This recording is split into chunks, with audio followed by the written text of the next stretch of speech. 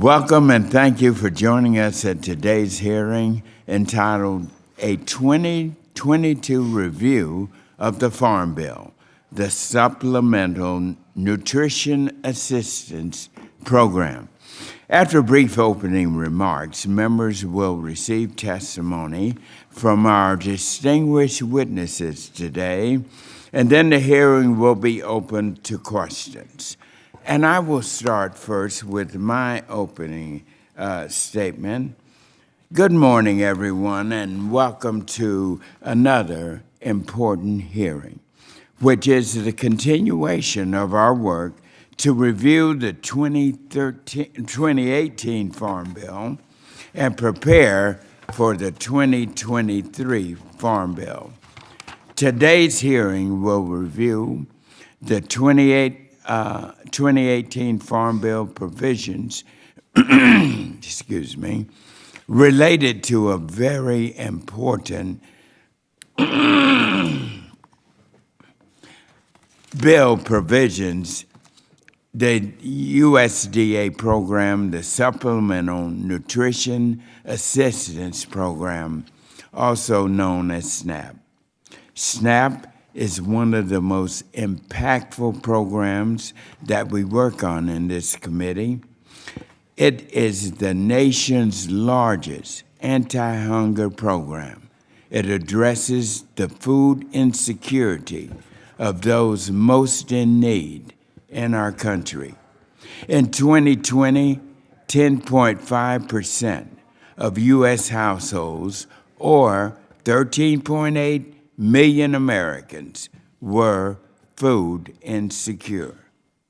And the COVID-19 pandemic made it very difficult for many families to even afford the basic necessities, especially including food.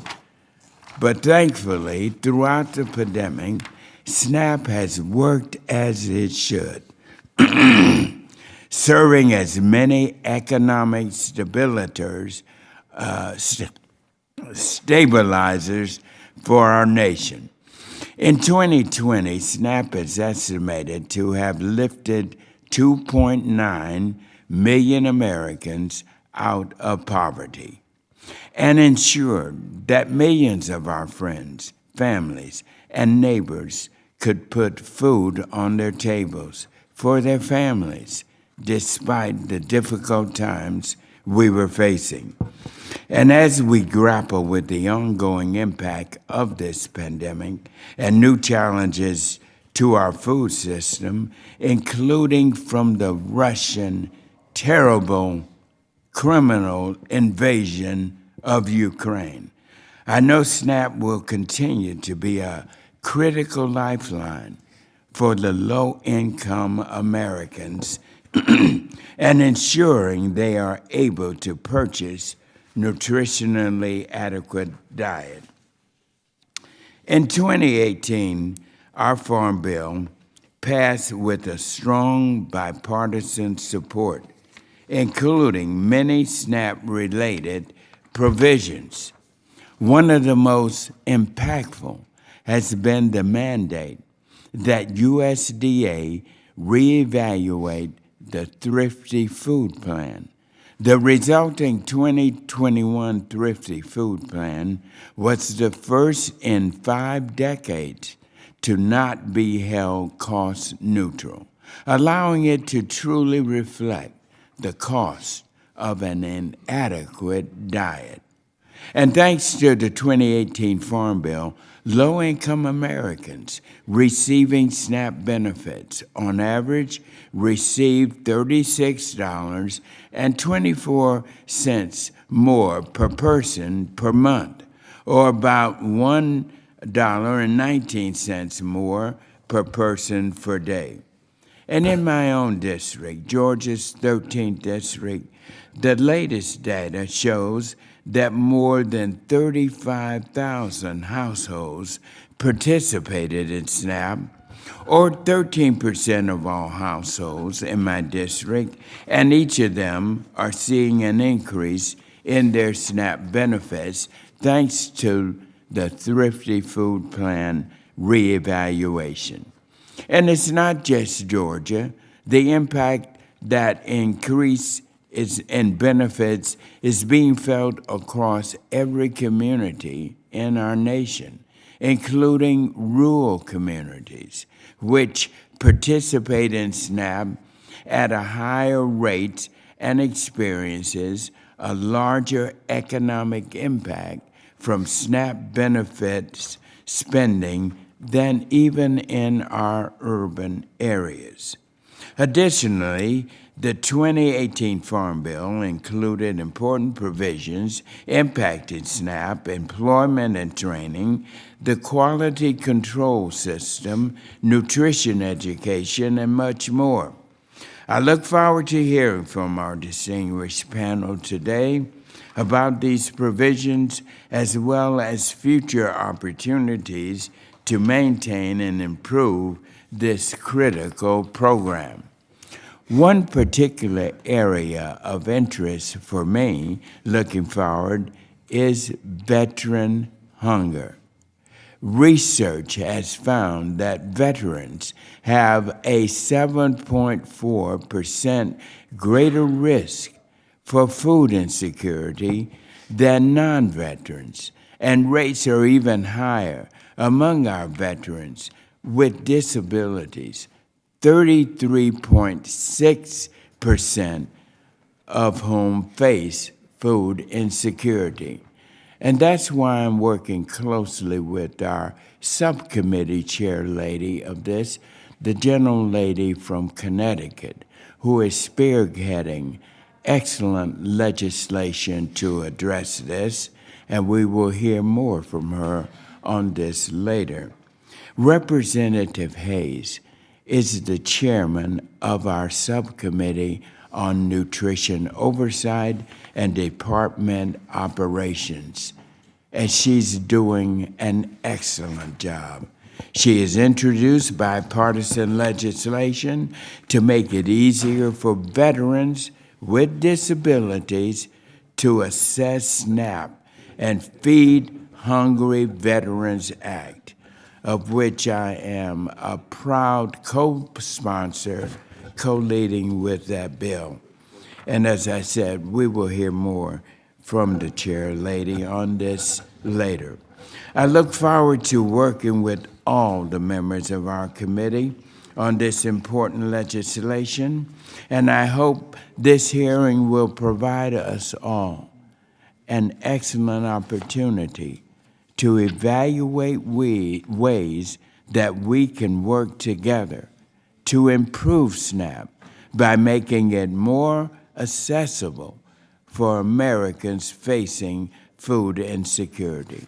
Thank you again. We look forward to our panelists. And with that, I'd like to now welcome my good friend, our distinguished ranking member from Pennsylvania, Ranking Member Thompson.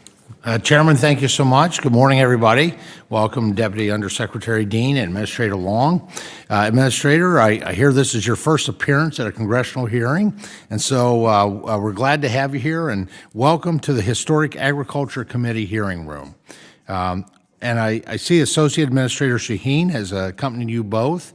Ms. Shaheen, please accept my heartfelt gratitude for your work at the department.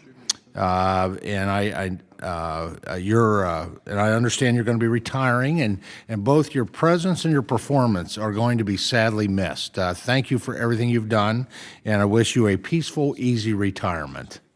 Moving on to say this hearing is long overdue is an understatement, so I'm so glad that we're all here today. The agency, which occupies more than 80% of this committee's spending, has gone unchecked for nearly 4 years.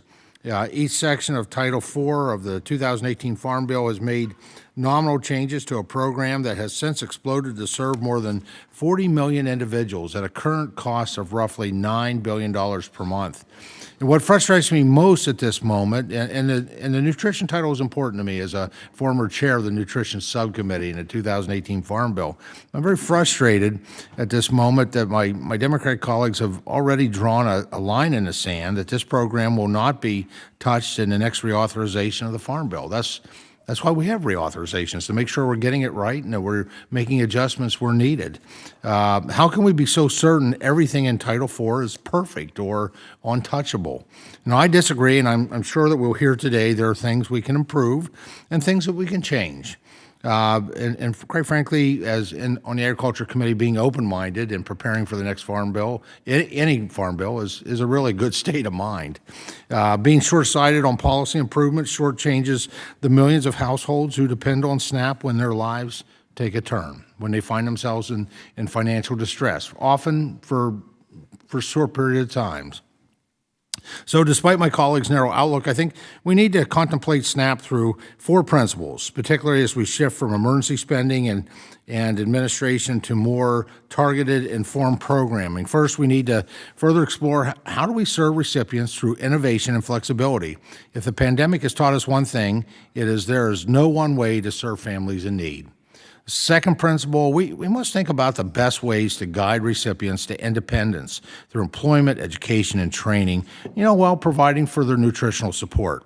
Now, waivers related to work under the former administration were logical. They are now clearly keeping employable individuals idle and disengaged. And it's time to talk about reemployment with a specific focus on those who have left the labor force. Third principle, we can't deny programs integrity. We cannot deny program integrity has been compromised. I want to work with the department to return to and maintain the virtues of SNAP. That includes normal modes of data collection and normal modes of analysis and dissemination of information to ensure the responsible use of program funds. And the final principle I would offer up that is certainly guiding, that should guide our work, guides my work, and last, and perhaps most importantly, we must come together to improve access and promote healthy foods and improve nutrition. Employment, healthcare costs, and general longevity are highly dependent on the foods that we consume. Together with modernized nutrition education initiatives, the nutrition research funding secured in the Consolidated Appropriations Act of 2021, and the existing Library of Research on Healthy Eating, USDA is uniquely positioned to improve the nutrition of millions of households, not just those deemed healthy. I think my colleagues across the aisle can agree with each of these principles. Where we diverge is how to preserve the program for those in actual need without regulatory loopholes and fuzzy interpretations of the law, both of which exploit the very intent of the program. Now, where we diverge is the reality that this one title will cost taxpayers nearly $1 trillion over the next 10 years. With this exorbitant spending increase, namely because of the less than transparent and questionable Thrifty food plan update, the Biden administration and the current majority consciously put a colossal financial and political target on any future farm bill, compromising not only the nutrition title, but the 11 other titles which support and protect every farmer, rancher, forester, and rural community, the very people that actually provide the food that we try to deliver for nutrition support. Adding insult to injury, many of us learned of the Thrifty Food Plan scheme through a choreographed effort by pro-poverty advocates and their media allies.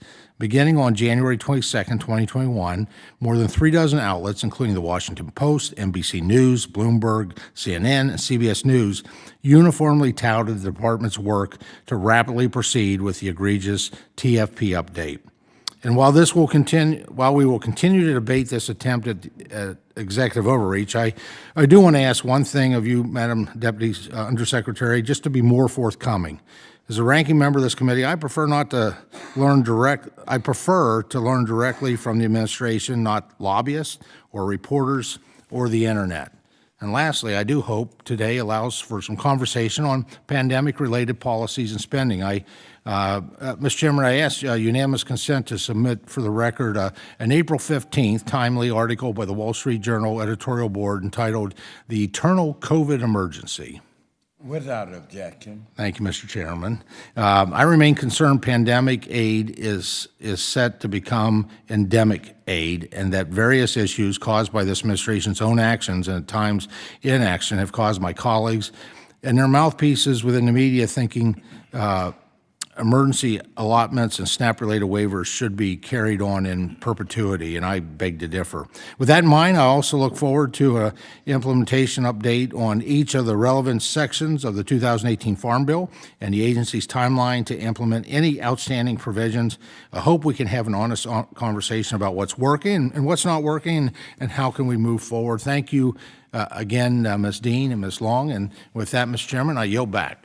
Thank you, Ranking Member. And now I'd like to welcome the distinguished Nutrition Oversight and Department Operations Subcommittee Chairwoman, the gentlewoman from Connecticut, Ms. Hayes, for your opening statement.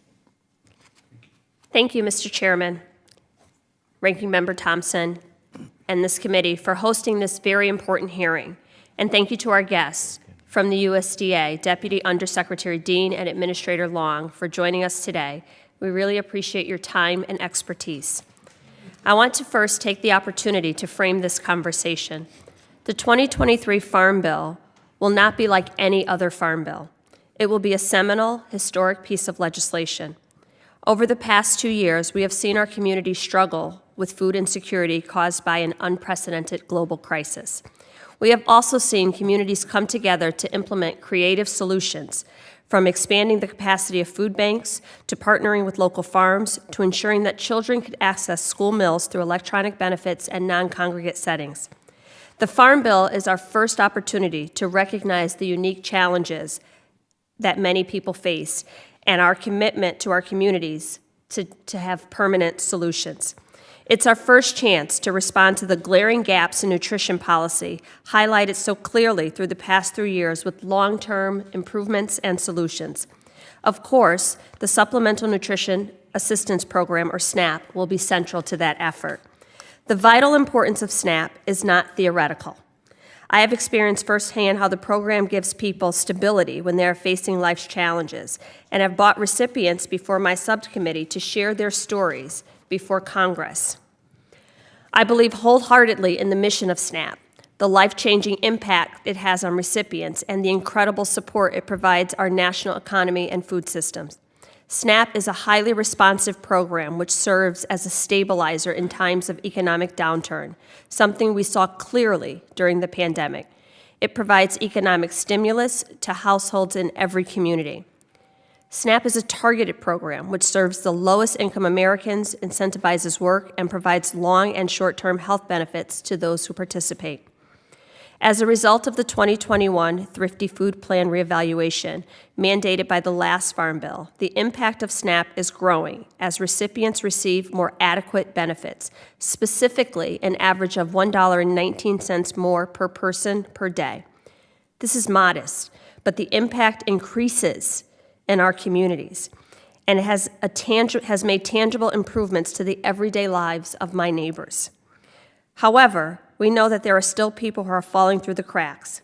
USDA research has found that veterans in particular face a greater risk for food insecurity than non-veterans.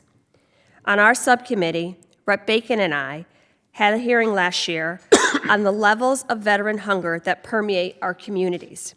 I heard directly from veterans on how the lack of access to SNAP programs negatively impacts their lives, their ability to look for work, their mental health, and their nutrition needs. Their stories echoed the research, which shows that an unacceptable 33.6% of disabled veterans are food insecure. That is not a statistic that any of us should be proud of. After the hearing, I began working on a legislative fix to address the issue, and I introduced the Bipartisan Feed Hungry Veterans Act with the support of Chairman Scott and Delegate Amada Coleman Radwagen. My bipartisan bill will address veteran hunger by making it easier for veterans with disabilities to access SNAP benefits.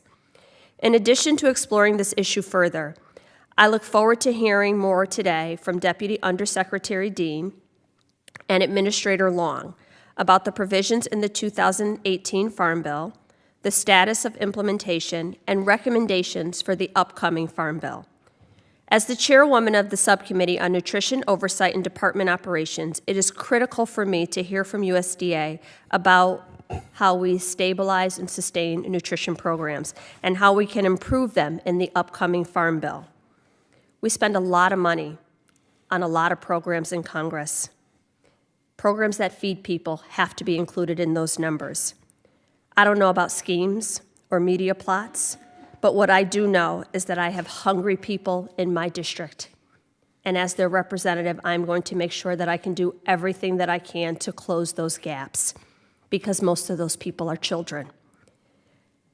I thank you again, Mr. Chair, for holding this committee hearing today, and look forward to hearing from the panel who has joined us. And with that, I yield back. Thank you, Chairlady Hayes. And now I'd like to welcome the Distinguished Nutrition Oversight and Department Operations Subcommittee Ranking Member, the gentleman from Nebraska, Mr. Bacon.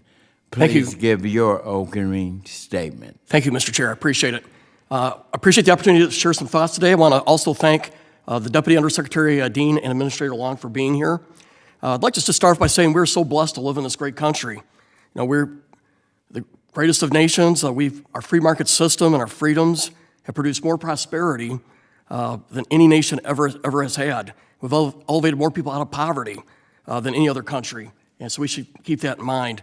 And we, as a great nation, we want to live up to our values and our morals, and that is provide a good safety net to protect our citizens. Our SNAP is a part of that safety net, and its intended use is to be a supplement, but not 100% subsidy to offset costs. I feel like we got to stress that periodically, because some folks want to treat it more than just a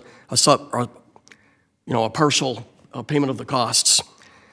So as we think through the next Farm Bill and really the future of SNAP, I echo the ranking member's comments in that we need to have real conversations about how to make this program better. We owe it to our taxpayers and to those who use the program to make it more efficient, to make it more effective, and we want to ensure that it's providing a hand up and not just a handout. We want to help people get out of poverty. And as the ranking member said, too, we just can't draw a line in the sand and say this program is untouchable. That's not how good policy comes about. So as the agency walks through the implementation updates, I hope my colleagues think through areas for improvement and how to use this magnificent amount of money that we have and to do so more efficiently and better. The anecdotes I hear about some of these non-government organizations that serve as an intermediary having outlandish administrative expenses must be stopped. We should review that. I think our taxpayers expect us to take a look at that and reduce those costs. And lastly, for the sake of our country, our military readiness, and the health care of our system, and for our young adults, we need to do a better job and focus on how to target and make healthy eating habits better. We need to stress the education here. 72% of our young adults today do not qualify to join the military, mainly for fitness. And so I bring this up not because of the military point, but it's for the health and the future of these young adults. We want them to have a better future. So this is a problem our country needs to look at and tackle.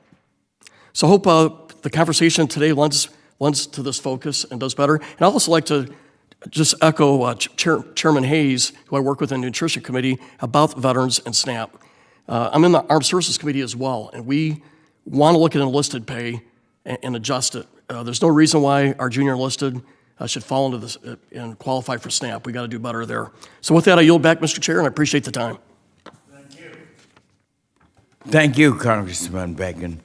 And now the chair will request that other members submit their opening statements for the record so witnesses may begin their testimony and to ensure that there is ample time for questions. Let me introduce our distinguished panel. Our witness today is Ms. Stacy Dean, who is the Deputy Undersecretary for Food, Nutrition, Consumer Services, and the United States Department of Agriculture. She is accompanied today by Ms. Cindy Long, the Administrator of USDA's Food and Nutrition Services. Deputy Undersecretary Dean, please begin when you are ready. Thank you, Chairman Scott, Ranking Member Thompson, and members of the committee for inviting me to talk about the Supplemental Nutrition Assistance Program, or SNAP. As you noted, I'm Stacy Dean, Deputy Undersecretary for Food, Nutrition, and Consumer Services at USDA, and I'm joined by Administrator Cindy Long. Today, I'll talk about the impact and importance of SNAP, its response to the pandemic, and the work underway to build back better to an even stronger program. SNAP is the most far-reaching, powerful tool available to ensure that all Americans can afford healthy food. It's a lifeline for tens of millions of Americans. It reduces poverty and food hardship. And SNAP participation during early childhood is linked to better long-term health, education, and employment outcomes. About 70% of SNAP participants are children, older Americans, or adults with disabilities. The program supports households from major cities to rural America alike, helping low-income workers, seniors with fixed incomes, and parents struggling to make ends meet to put food on the table. Households use SNAP benefits to purchase food at local businesses, benefiting the store where they shop, the truck driver who delivered it, and the farmers who produced it.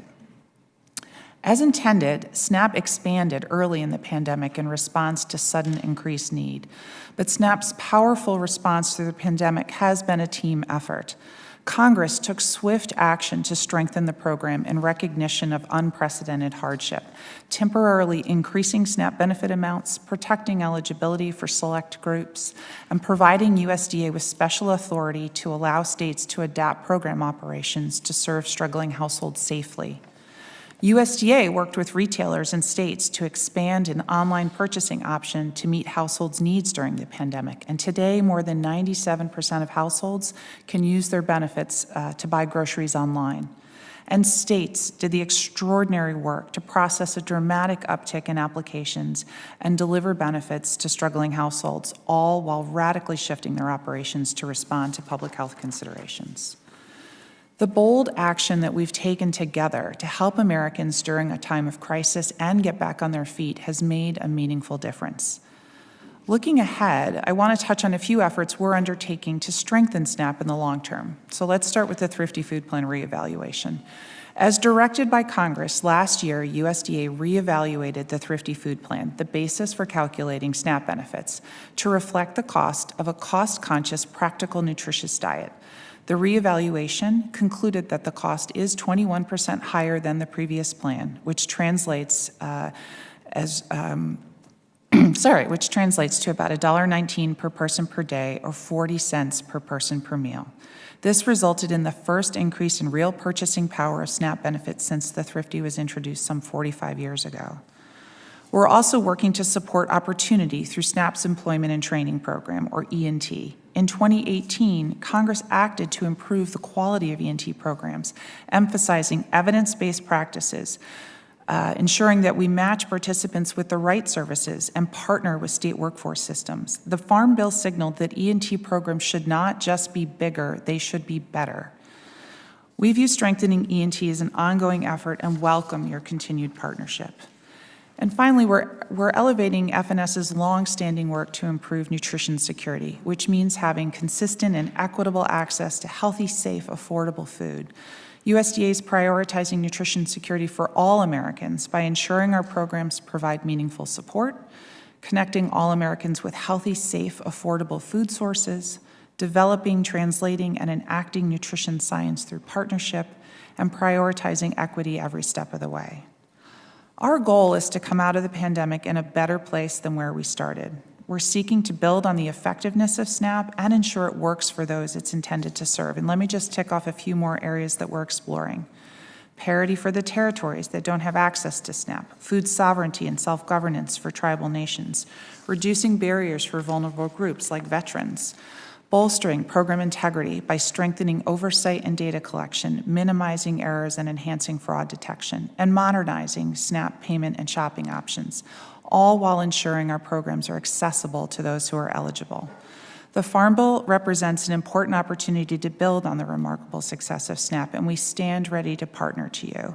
And before I finish, let me just thank the ranking member for acknowledging Associate Administrator Jessica Shaheen and her decades of service to this incredible program.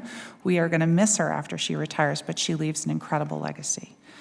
Thank you, and we look forward to answering your questions. Deputy Secretary Dean, thank you so much. for your very important testimony. At this time, members will be recognized for questions in order of seniority, alternating between majority and minority members, and you will be recognized for 5 minutes each in order to allow us to get as many questions in as we can. And again, as I always tell you, please keep your microphones muted until you are recognized so that we can minimize background noise.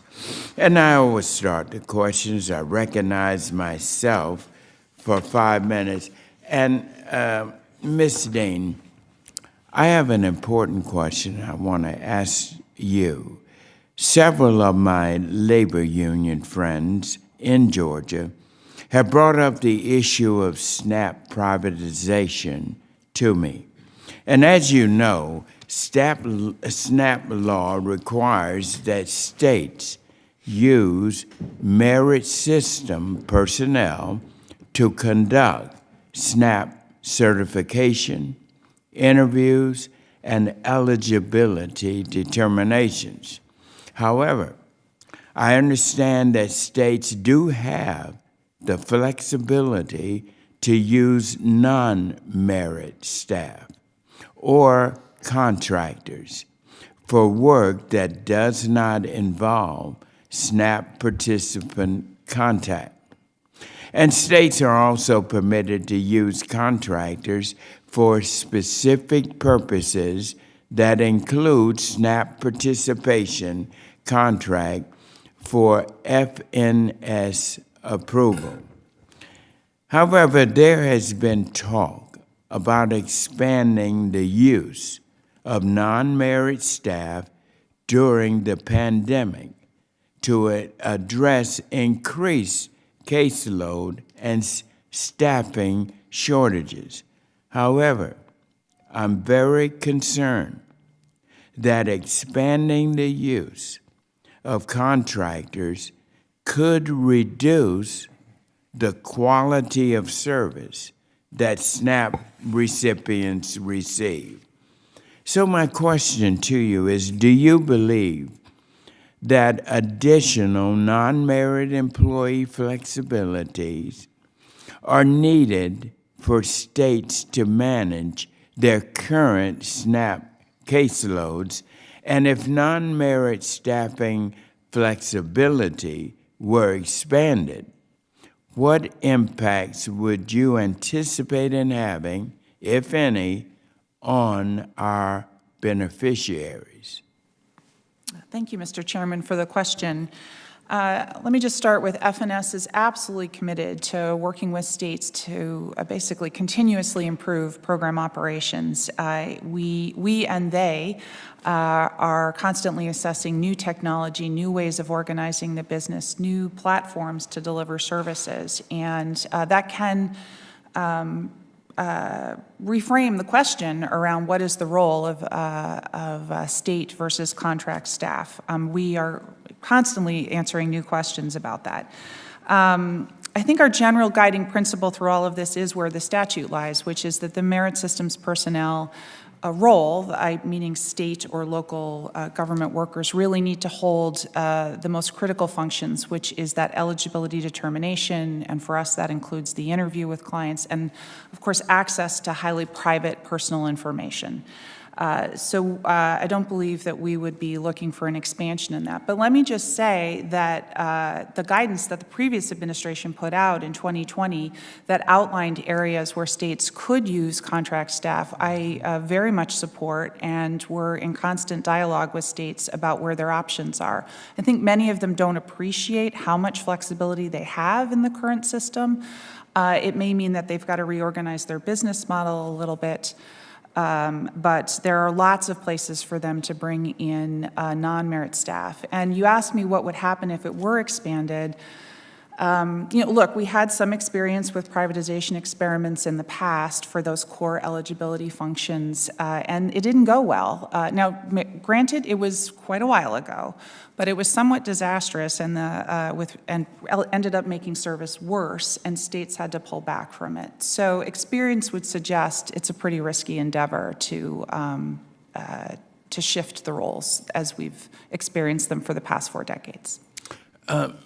Ms. Dean, now I'm informed that the latest data available shows that in 2018, my district, Georgia's 13th, had more than 35,000 households participating in SNAP, 60% or nearly 2/3 of which had children in their homes.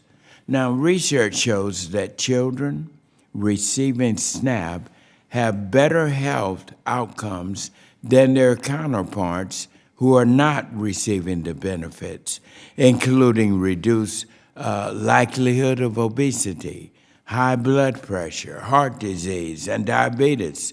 And in adulthood, it grows to that extent, and improved economic outcomes. So tell us, how does the 2021 Thrifty Food Plan reevaluation make it possible for families with children to provide their young ones with adequately nutritious meals that would make it easier for them to succeed in both the long and the short term?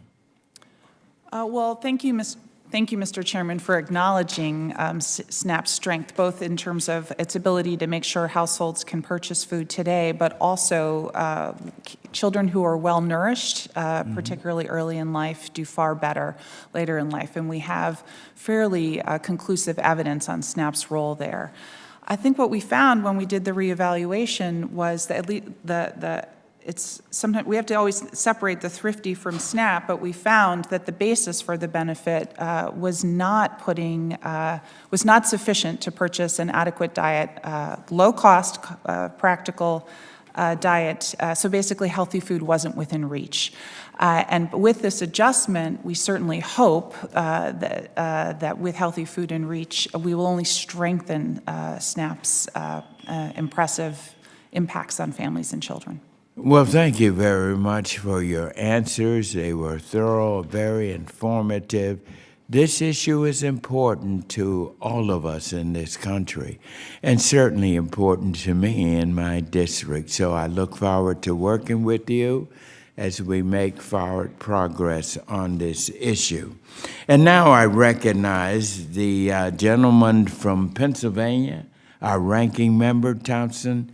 You're now recognized for your question. Well, I thank the gentleman from Georgia for the recognition. Deputy Undersecretary Dean, once again, welcome.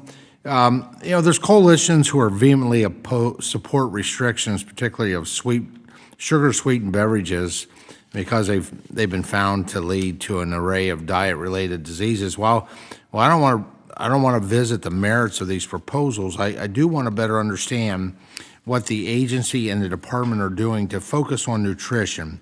What is the horizon or over the horizon to ensure better use of nutrition education dollars to support healthy eating initiatives? Well, thank you, Ranking Member. I think this issue couldn't be of more paramount importance to the Secretary and to myself as well. Americans' overall eating habits and its impact on their diet health is alarming, and we really need a whole-of-government response to make sure that all Americans are aware of the need to eat better and in order to support better diet health. With respect to SNAP, I think and all of our programs, honestly, we have a 4-pillared approach. First is to ensure that our programs are providing meaningful support so that the benefits are adequate and are informed by nutrition science. You've heard about the Thrifty adjustment. We're going to be proposing changes to WIC and the school food program to reflect the 2020 dietary guidelines. We're required to do that by law. That's forthcoming changes. We also believe promoting healthy foods is important, so programs like GusNIP or incentives programs that you all included in the 2018 Farm Bill offer a terrific opportunity. And honestly, the retailer incentives program is just underutilized, and I hope that we can work with our grocers to take advantage of that and offer incentives for healthy food for our program or for our SNAP participants. And I would say, speaking to the notion of public-private partnerships and agreeing with Ranking Member Bacon, there's so much more we can do to leverage our tools to promote healthy eating. We've got My Plate at USDA. We need to crank it up on that and just make that a tool that tens of millions of Americans are using and are aware of. And we work with tens of thousands of nutritionists, healthcare providers, educators across the country.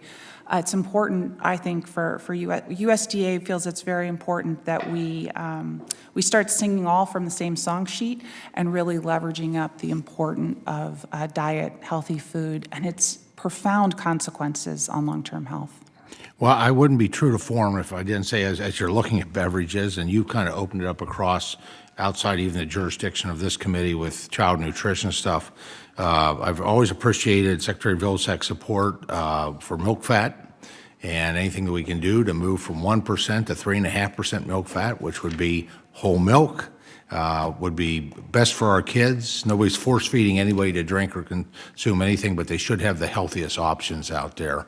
So I'm really looking forward to seeing what you put forward, because that fits with when trying to maximize nutrition, as you talked about. My follow-up or another question, not a follow-up, but what role does the department's Office of Chief Economist play in helping FNS make decisions related to policy and spending? I was made privy to a USDA Office of Information Affairs response to a FOIA request that states, quote, the OCE relayed they were not asked to review any information related to the 2021 Thrifty Food Plan, end quote. Now, I think we can all agree that this update has a major economic impact, obviously, and if this response is indeed true, can you tell me why the Office of Chief Economist would not be consulted? I can only wonder if there was concern OCE would discourage or disagree with your approach from an unbiased economic standpoint, especially when I perceive OCE as falling victim to calculated attempts at blocking economic analysis across a variety of policy issues. And if this response is not true, can you walk me through those consultations with the Office of Chief Economist? Sure. Thank you, Ranking Member, for the question. Let me just reassure you, there were no shortage of economists involved with the Thrifty Food Plan reevaluation. But let me refer that to Administrator Long in terms of the process. Sure, I'd be happy to share a little bit more about the process. So we essentially, in the reevaluation of the Thrifty Food Plan, we essentially used the same technical approach that has been used in prior years.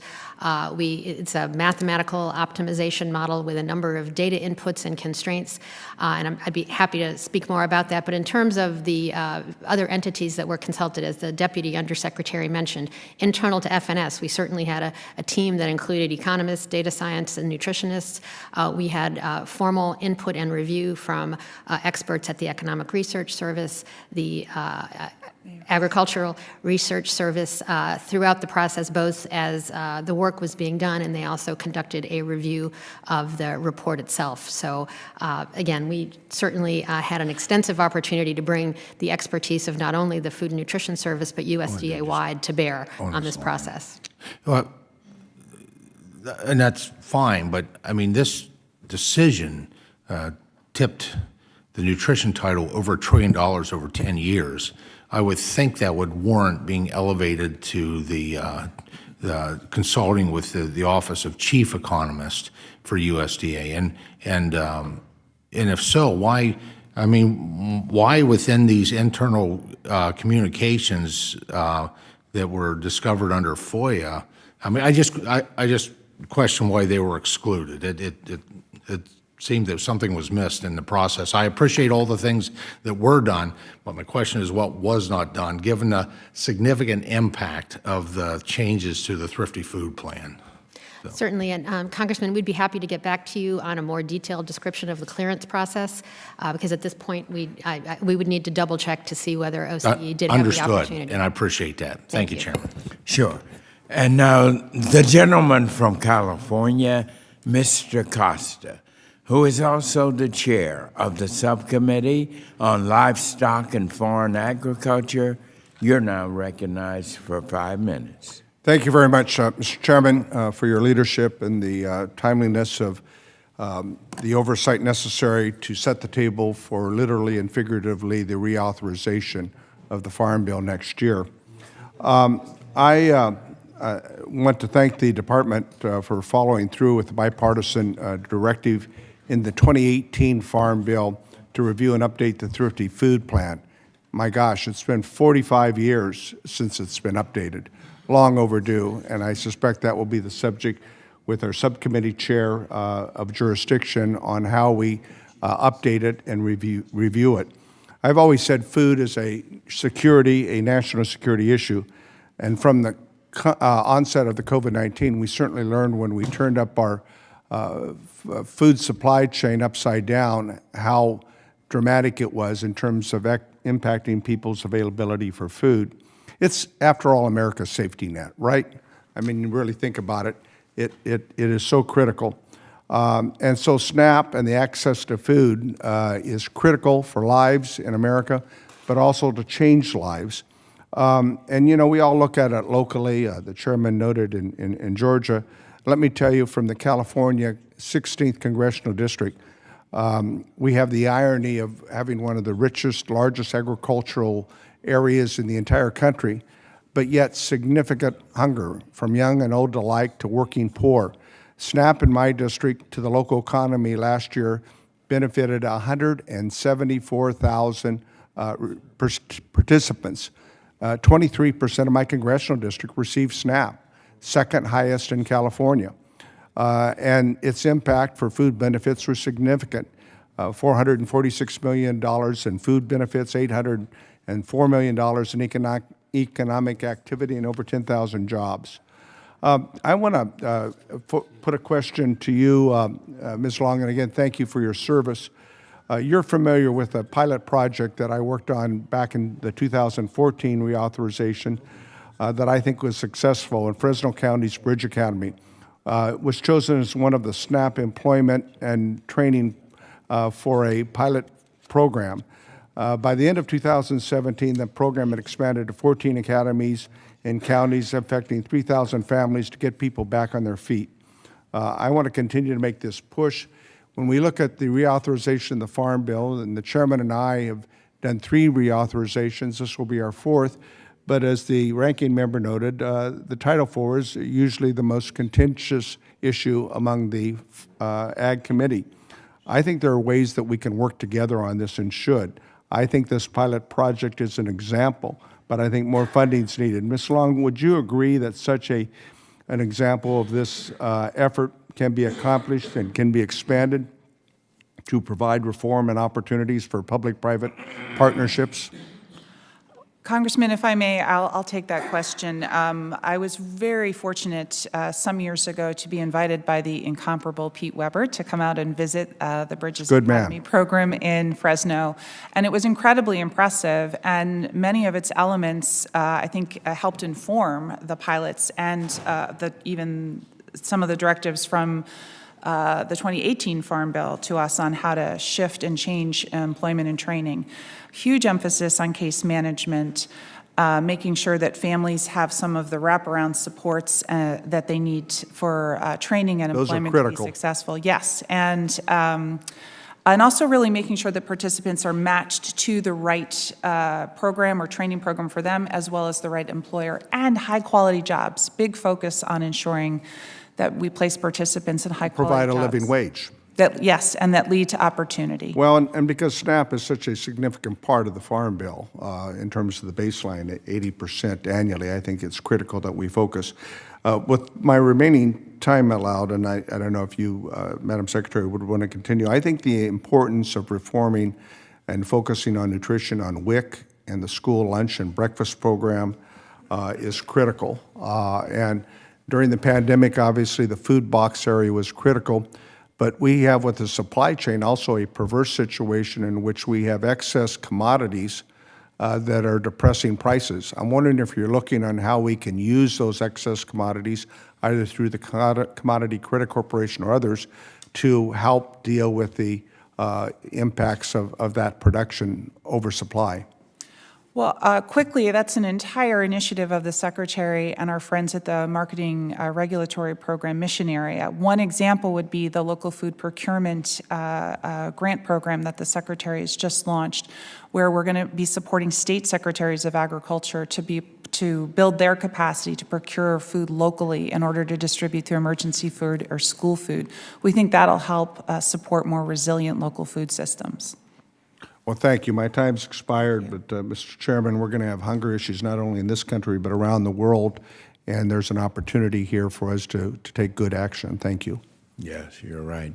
The gentleman from Arkansas, Mr. Crawford, is now recognized for 5 minutes. Thank you, Mr. Chairman. I appreciate that. Since March 2020, consumers rapidly shifted to online grocery shopping. As you know, FNS was tasked with implementing the SNAP online purchasing pilot at a difficult time during this consumer shift and when retailers lined up to accept SNAP benefits online.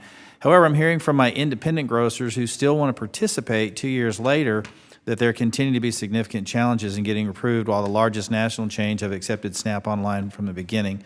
Congress attempted to address the bottlenecks and slow onboarding processes by allocating $25 million in the American Rescue Plan, in part for retailer technical assistance. My understanding is that none of this money has been distributed yet. What steps are being taken by FNS to help ensure that all retailers and consumers have access to this program?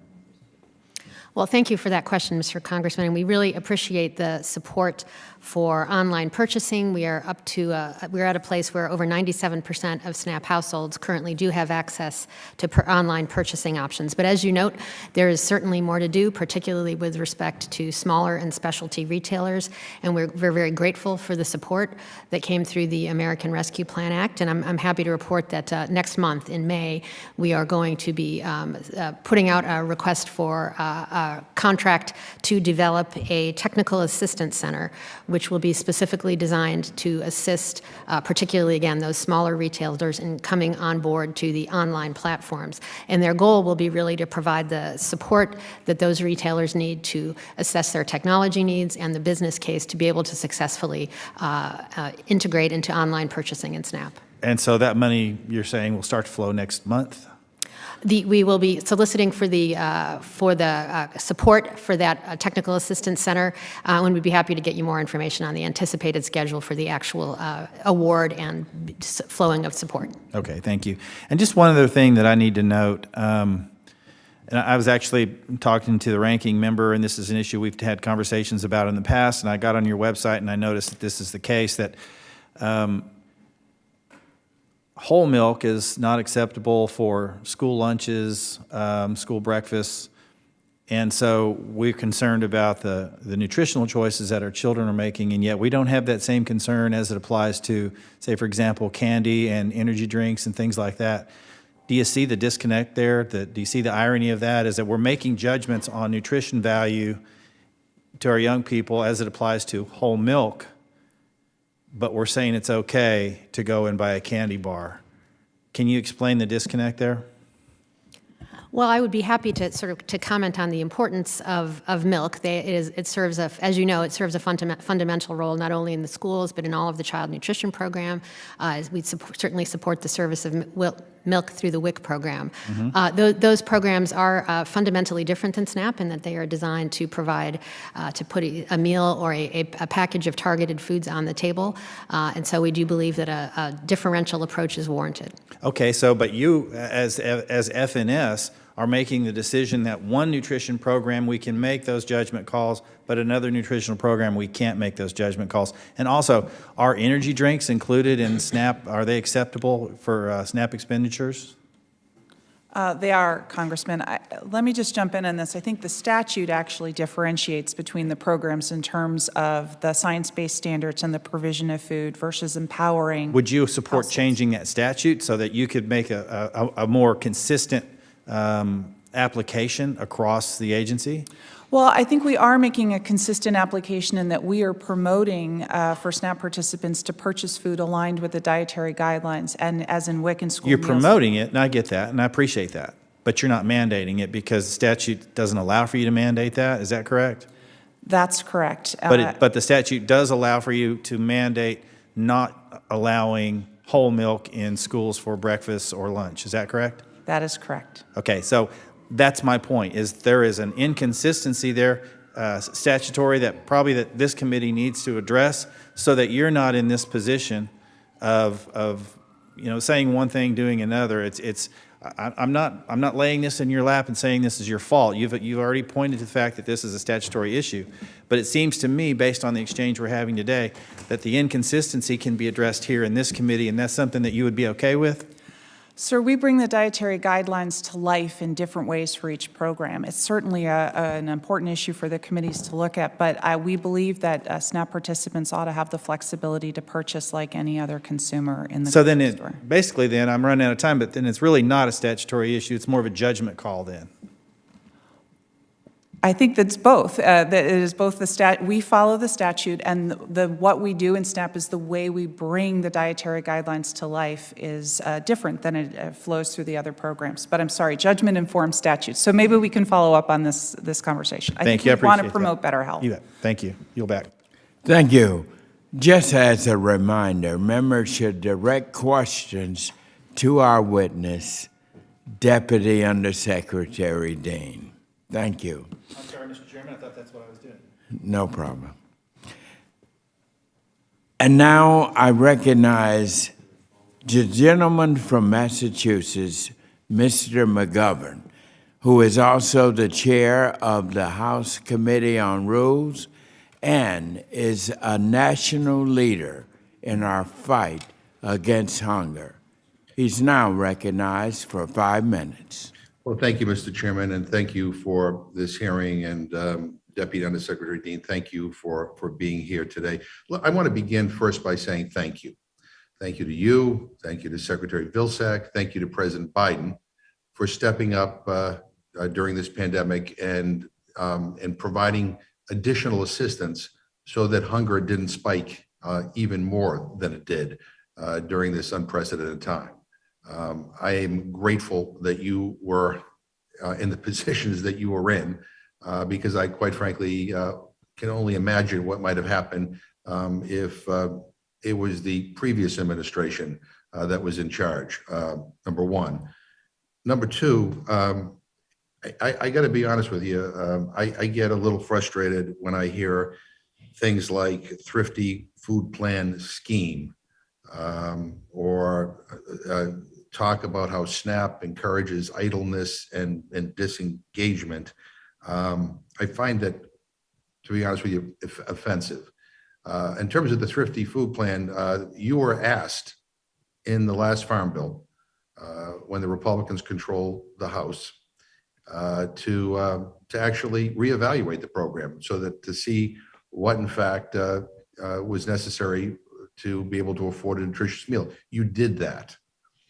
And by the way, just to put everything in perspective, the average SNAP benefit before all of these adjustments was about $1.40 per person per meal. To my colleagues who think that's too much, you try living on that. And yet that's what the benefit was. And in terms of being idle and disengaged as a result of being on SNAP, the majority of people who are eligible to work, who are on SNAP, actually do work. They're doing everything we expect them to do, but they still earn so little that they're required for the benefit. And I just also want to say, when people say, oh, that some of us are drawing a line in the sand, do not touch SNAP. Look, everybody is open to constructive ideas on how to make any program better and more responsive. But the thing that gives people like me pause is, to my friends who are calling for touching SNAP or reforming SNAP, when you guys were calling the shots, that meant cutting the program by over $20 billion and actually throwing people off the benefit. I would fight that tooth and nail. I mean, that's just inappropriate. Here we are, coming out of this pandemic.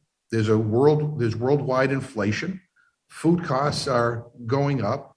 Gas prices are going up. And again, I find it somewhat ironic that my colleagues who are calling for, quote, touching SNAP have no problem with oil and gas companies gouging consumers or with the continued subsidization of that industry at great benefit to oil executives. But anyway, that's another story. We'll talk about that in another hearing.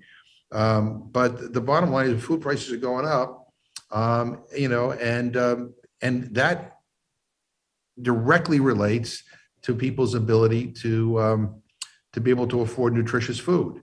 We're all for encouraging people to make better choices. I don't think we have to micromanage their shopping. There are programs in SNAP, like the Double Bucks program, which actually incentivize people to go to farmers markets and buy fresh produce, and they get more of a bang for their buck with their SNAP dollars if they do that. I think those are good programs. But basically saying to somebody, because you're struggling, because you're poor, we're going to tell you what you can buy and what you can't buy. Talk about Washington kind of overstepping its bounds and micromanaging people's lives. There are better ways to do this. And Deputy Secretary, I appreciate the fact that you talked about an all-of-government approach to dealing with some of the challenges in nutrition, because quite frankly, this is not just a USDA issue. It's a Department of Education issue. It's a Health and Human Services issue.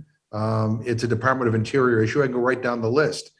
We need a whole-of-government approach to hunger. We need a whole-of-government approach to nutrition, and I hope the administration will move in that direction. But let me just ask you, the USDA's Economic Research Service put out a report in March predicting an up to 5% increase in food prices this year, and that's astounding. It's simply not affordable for many American families. And while I was pleased to see that SNAP spending rose in 2020 in response to the sharp economic downturn, it has been relatively flat since the summer of 2021 and has started falling as temporary benefit increases that took place during the pandemic are phasing out. So can you help us understand the important role of SNAP that the SNAP played during the pandemic? And more importantly, can you give us a reality check about what it will mean for families' food costs if the benefit decreases again at the end of the public health emergency? Would you answer that very quickly? I'll do my best. Thank you, Mr. Chairman. Okay, so SNAP during the pandemic did, first of all, it increased when we saw a significant increase in need and newly unemployed folks qualifying for the program. So it was able to flex.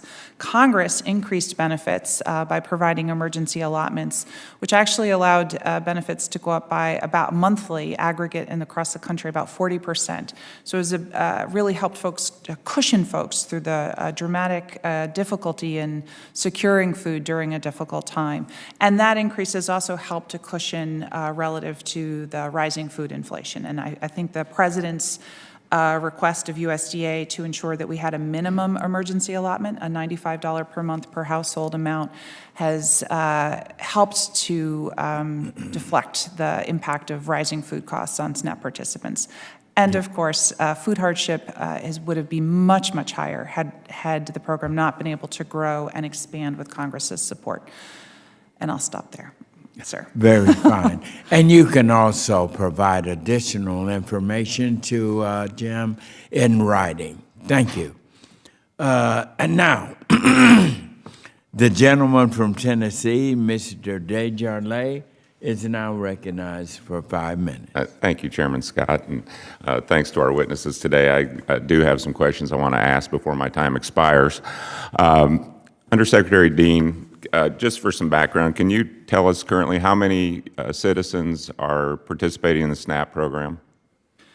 Sir, I think it's approximately 43 million individuals, but I can get you the precise number. Okay, and what is our annual cost currently?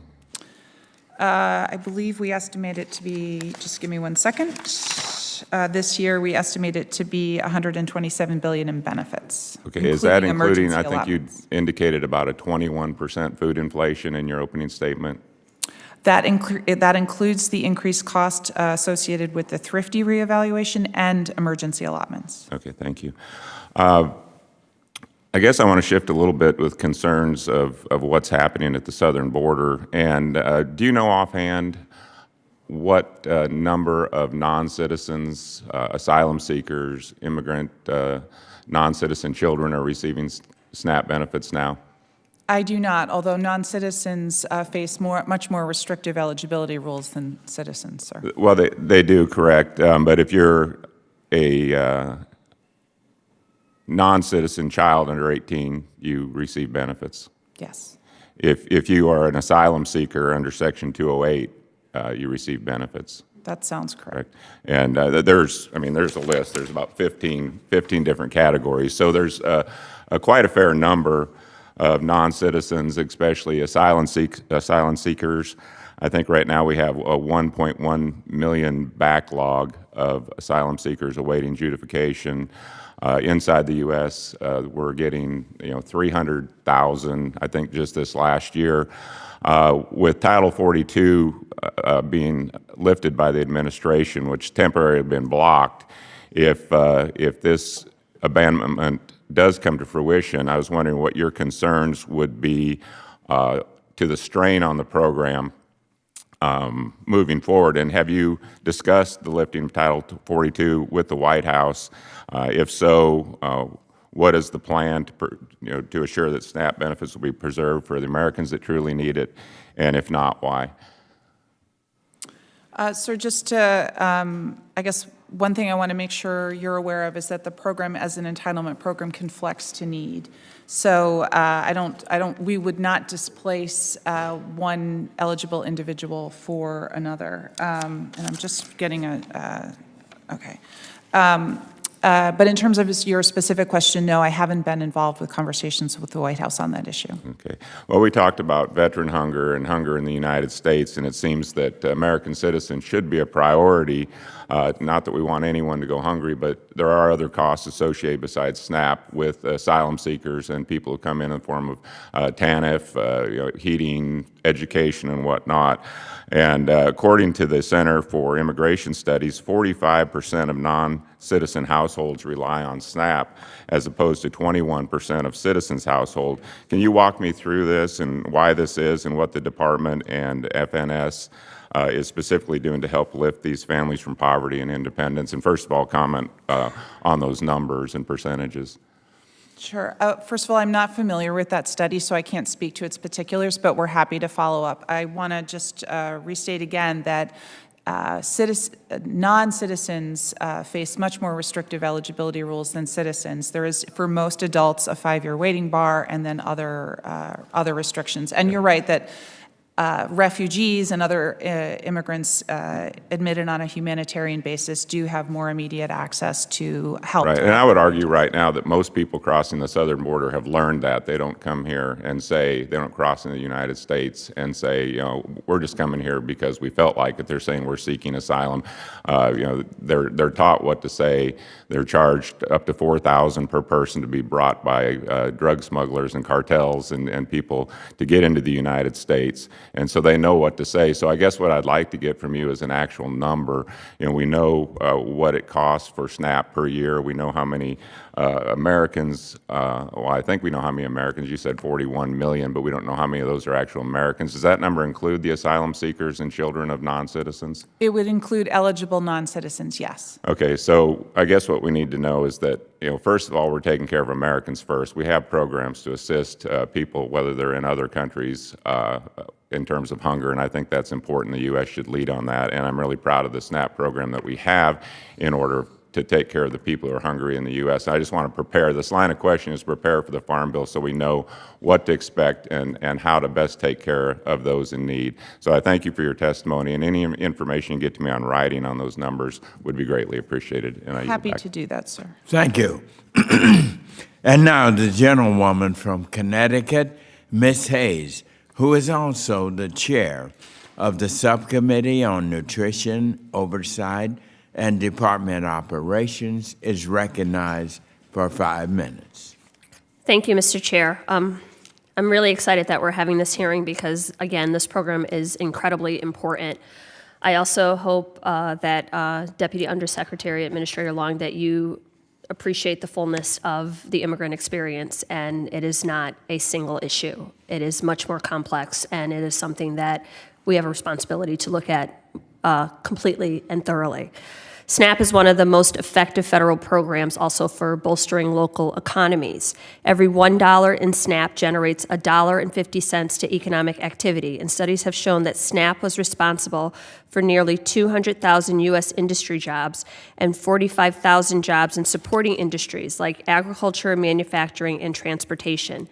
In my state of Connecticut, 77,000 people are lifted out of poverty every year by SNAP. That number includes 31,000 people. It is not a poverty-inducing endemic program. It is something that I have seen families use to stabilize themselves until they can enter the fullness of society. And I have a lot to say on that. However, the program is still not as accessible as it should be, especially for veterans, as I mentioned before. I appreciate the gentleman from Nebraska's comments about raising the pay of our service members, but we have not done that yet. And in my area of jurisdiction, which is the programs like this, there is more that we can do. And I'm hearing from veterans just about the impact when they return, when their disability rating is not enough to qualify for benefits, and we are falling well short of what we can do.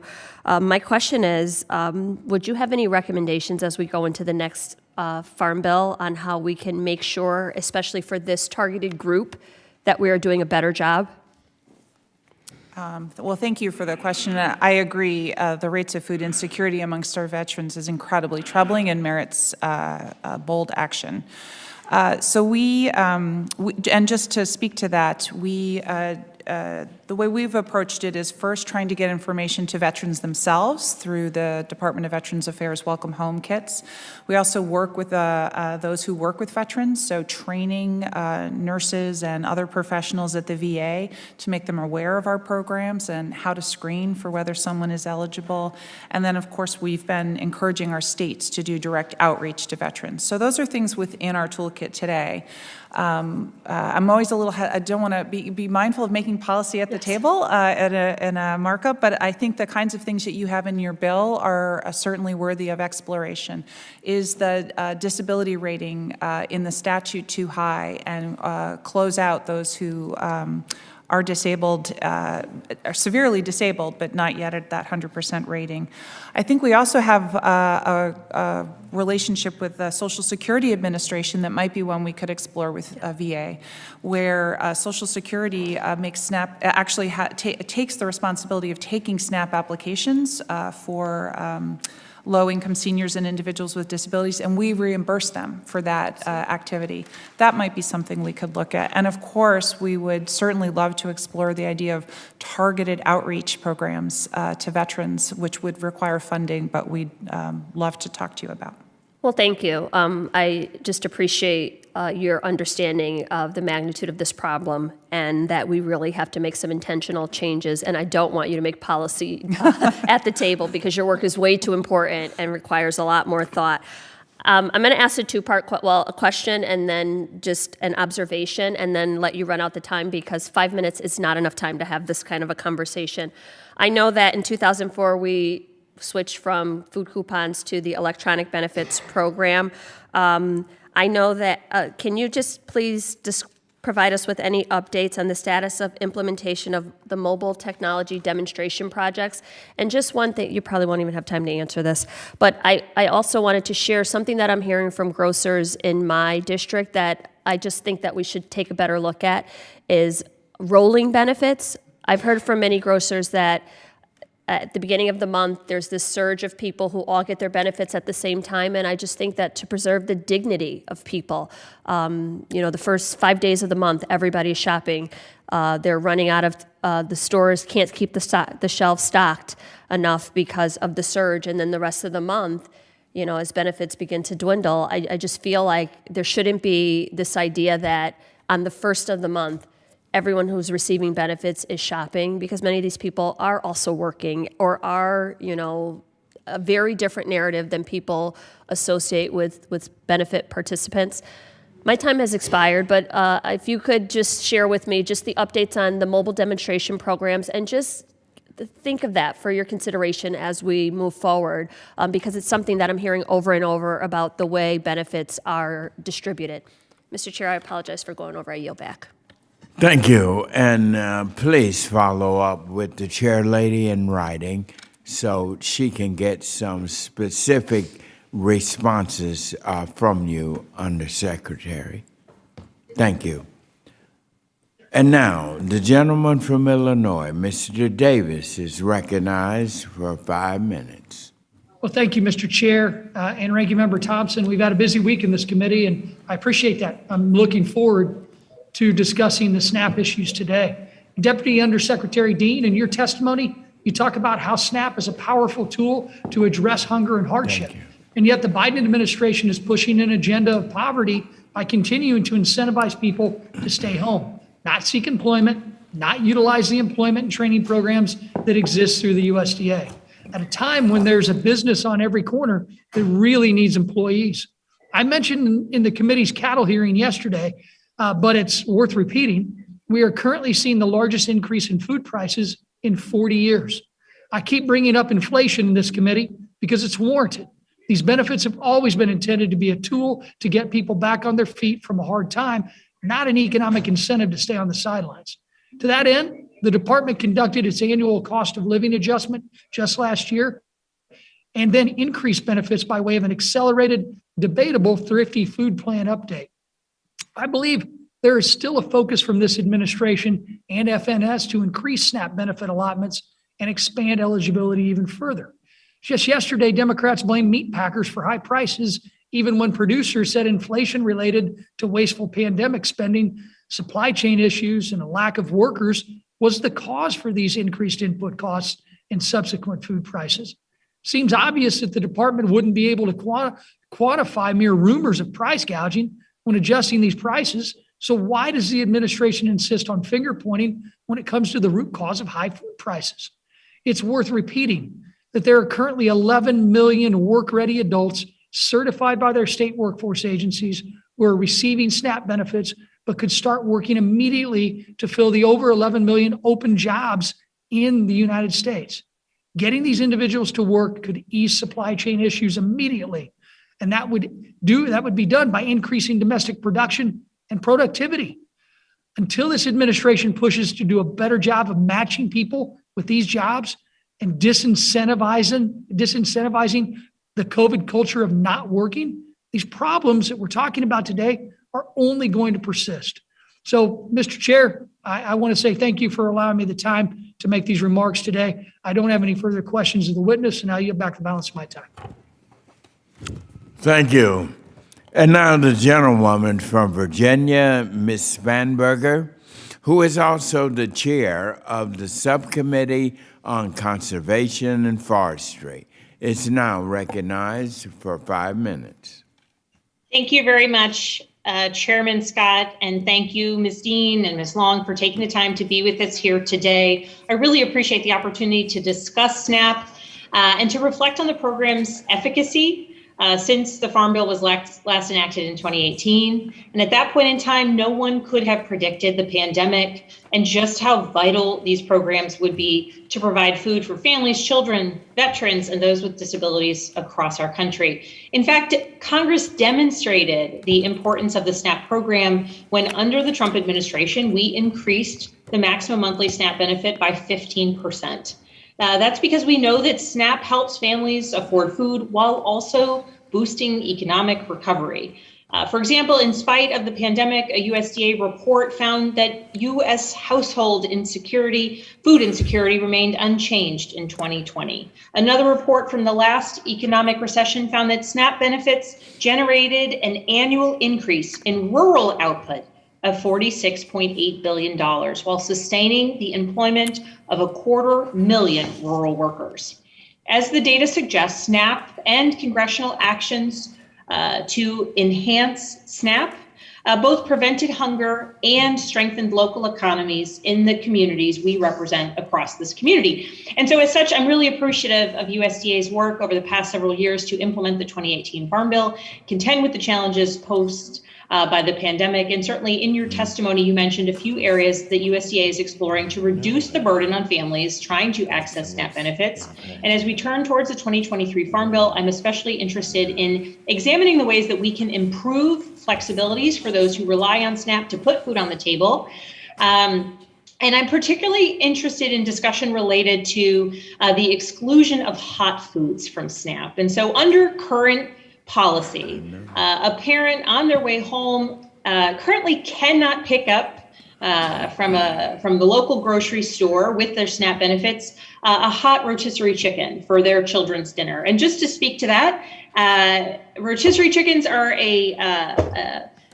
such an important sort of staple in my family because you pick up the chicken, you eat it hot, you have the leftovers, you make chicken salad, you boil the bones and make bone broth that you then use for soup down the, a couple weeks later, a couple days later, stick it in the freezer.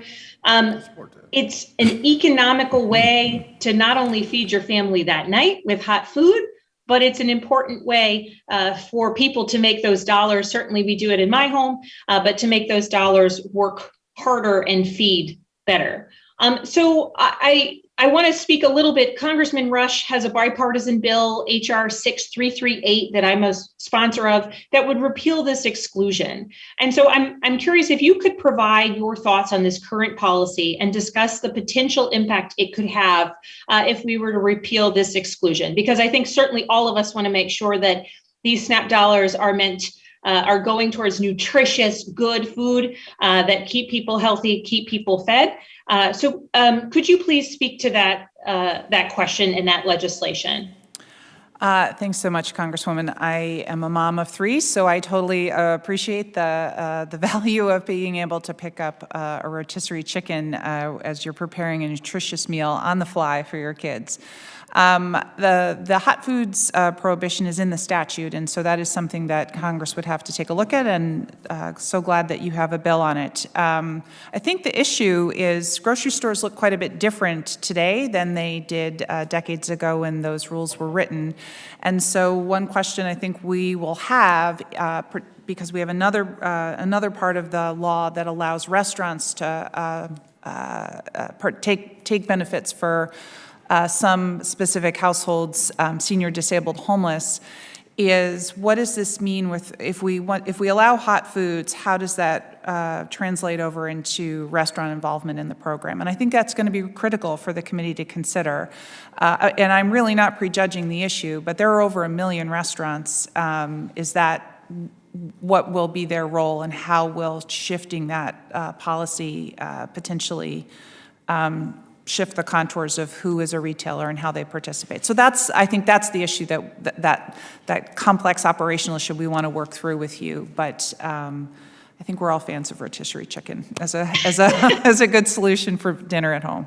Well, and thank you, Ms. Dean. I really appreciate that response, and certainly I appreciate the leadership of Congressman Rush on this issue, and I thank you for some input on that in terms of how we can make sure that the bill is the strongest possible bill that it can be, and that it is focused on kind of efficient, nutritious, good food for our families, and particularly with hot food that can, makes for great leftovers, such as rotisserie chicken.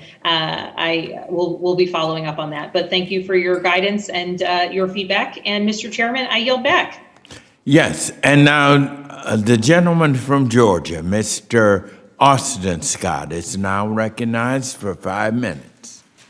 Thank you, Mr. Chairman. And many of the questions that I have been answered, but I again want to reiterate what Ranking Member Thompson said about the need to have an honest discussion about this title instead of having Democrats simply say we're not doing anything with the title, it's untouchable. I don't have a problem, as my colleague from the other side of the aisle was just discussing, I don't have a problem with a rotisserie chicken being available as part of the program. I do have a problem with a Happy Meal or a drive-through being part of it. And I don't understand why we can't have an honest discussion about obesity with our youth and what is available to be purchased with SNAP products. And so I guess my question to the Undersecretary is why can't we move?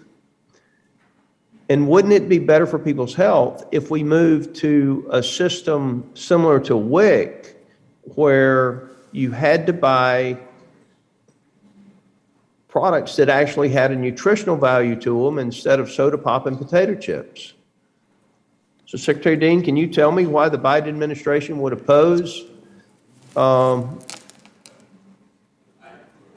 Well, Congressman, thank you for the question. I think what I'm hearing from you and so many members of the committee is a deep concern about improving overall diet health, improving our risk of diet-related disease, and in particular, the risk to children. So we share that concern. And why the Secretary has launched his Nutrition Security Initiative, which is about improving access to healthy, affordable food for all Americans, right, with the goal of improving diet health and their long-term health. And I think we have to begin with making sure that Americans are aware of what a healthy diet is, that they know how to purchase it, they know how to prepare it, and then we're sure that they are eating it. And I guess I'd say we want to start from an affirming place. We want to start from believing that everybody wants the best for their kids, because they do.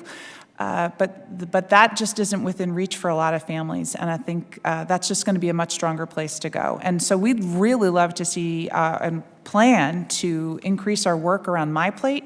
We want to seek more public-private partnerships to promote healthy food and healthy eating. We want to partner with our grocers, with our healthcare professionals, with nutritionists around the country. There's just a lot more we can do, and our efforts shouldn't just be limited to our program participants. This is a whole-of-country problem, and it needs a whole-of-government, whole-of-country solution. Well, ma'am, just giving more money to people and allowing them to buy, 200-calorie sodas and a 12-ounce can and potato chips is simply making the problem worse. And we have a system out there in the WIC program where people are limited to products that are actually nutritious. Now maybe that program, maybe the SNAP program doesn't need to be identical to the WIC program. Maybe it needs to include things like a rotisserie chicken, for example, that my predecessor just mentioned. But with barcodes and other things today, it would be pretty easy if the administration was willing to actually make it a nutrition program instead of something that people can buy, again, soda pop and potato chips with. So one other question that I have,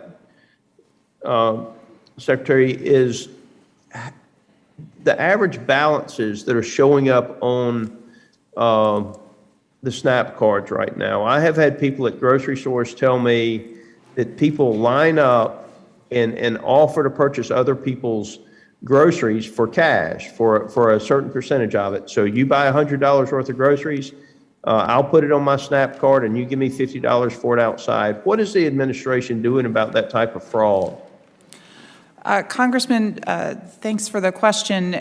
First of all, that kind of trafficking violates federal law, and it's really critical that when folks see it, that they report it. We want to make sure that we and our state fraud investigators are following up and taking action. Has the Biden administration prosecuted a single case of that fraud? Have they prosecuted a single case of food stamp fraud or SNAP fraud? You mean in terms of the judiciary or through administrative? We can absolutely follow up with you, but yes, we have a rigorous approach to addressing fraud. I would appreciate the information on how many cases have been brought in for fraud. Okay. Thank you, ma'am. And Deputy Secretary, please follow up with Congressman Scott's inquiry in writing. Thank you. And now the gentlewoman from New Hampshire, Ms. Custer, is recognized for 5 minutes. Thank you, Mr. Chairman, and thank you to the Undersecretary Dean and Administrator Long for being with us for this important hearing today. SNAP has a proven track record of helping to mitigate hunger in New Hampshire and save thousands of families from slipping into the depths of poverty. Never was this safety net more necessary than during the COVID-19 pandemic. Not only was access to SNAP critical for so many granted staters and their families during the heights of the pandemic, but the waivers and flexibilities granted to the SNAP program by Congress and implemented by the USDA made a tremendous difference as well.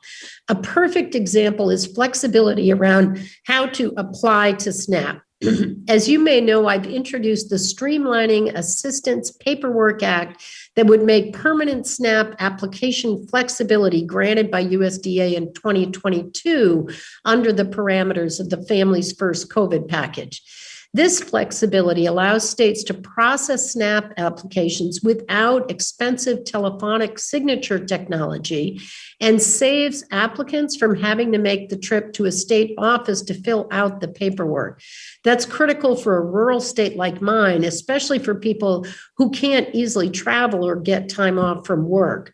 Not only does this flexibility cut a lot of unnecessary red tape, it still holds applicants to the same standards as if they'd come into the office to sign the paperwork, thereby maintaining the SNAP program's integrity. Administrator Long, do you believe the flexibilities extended to SNAP during the pandemic have been valuable and should be made permanent in the Farm Bill?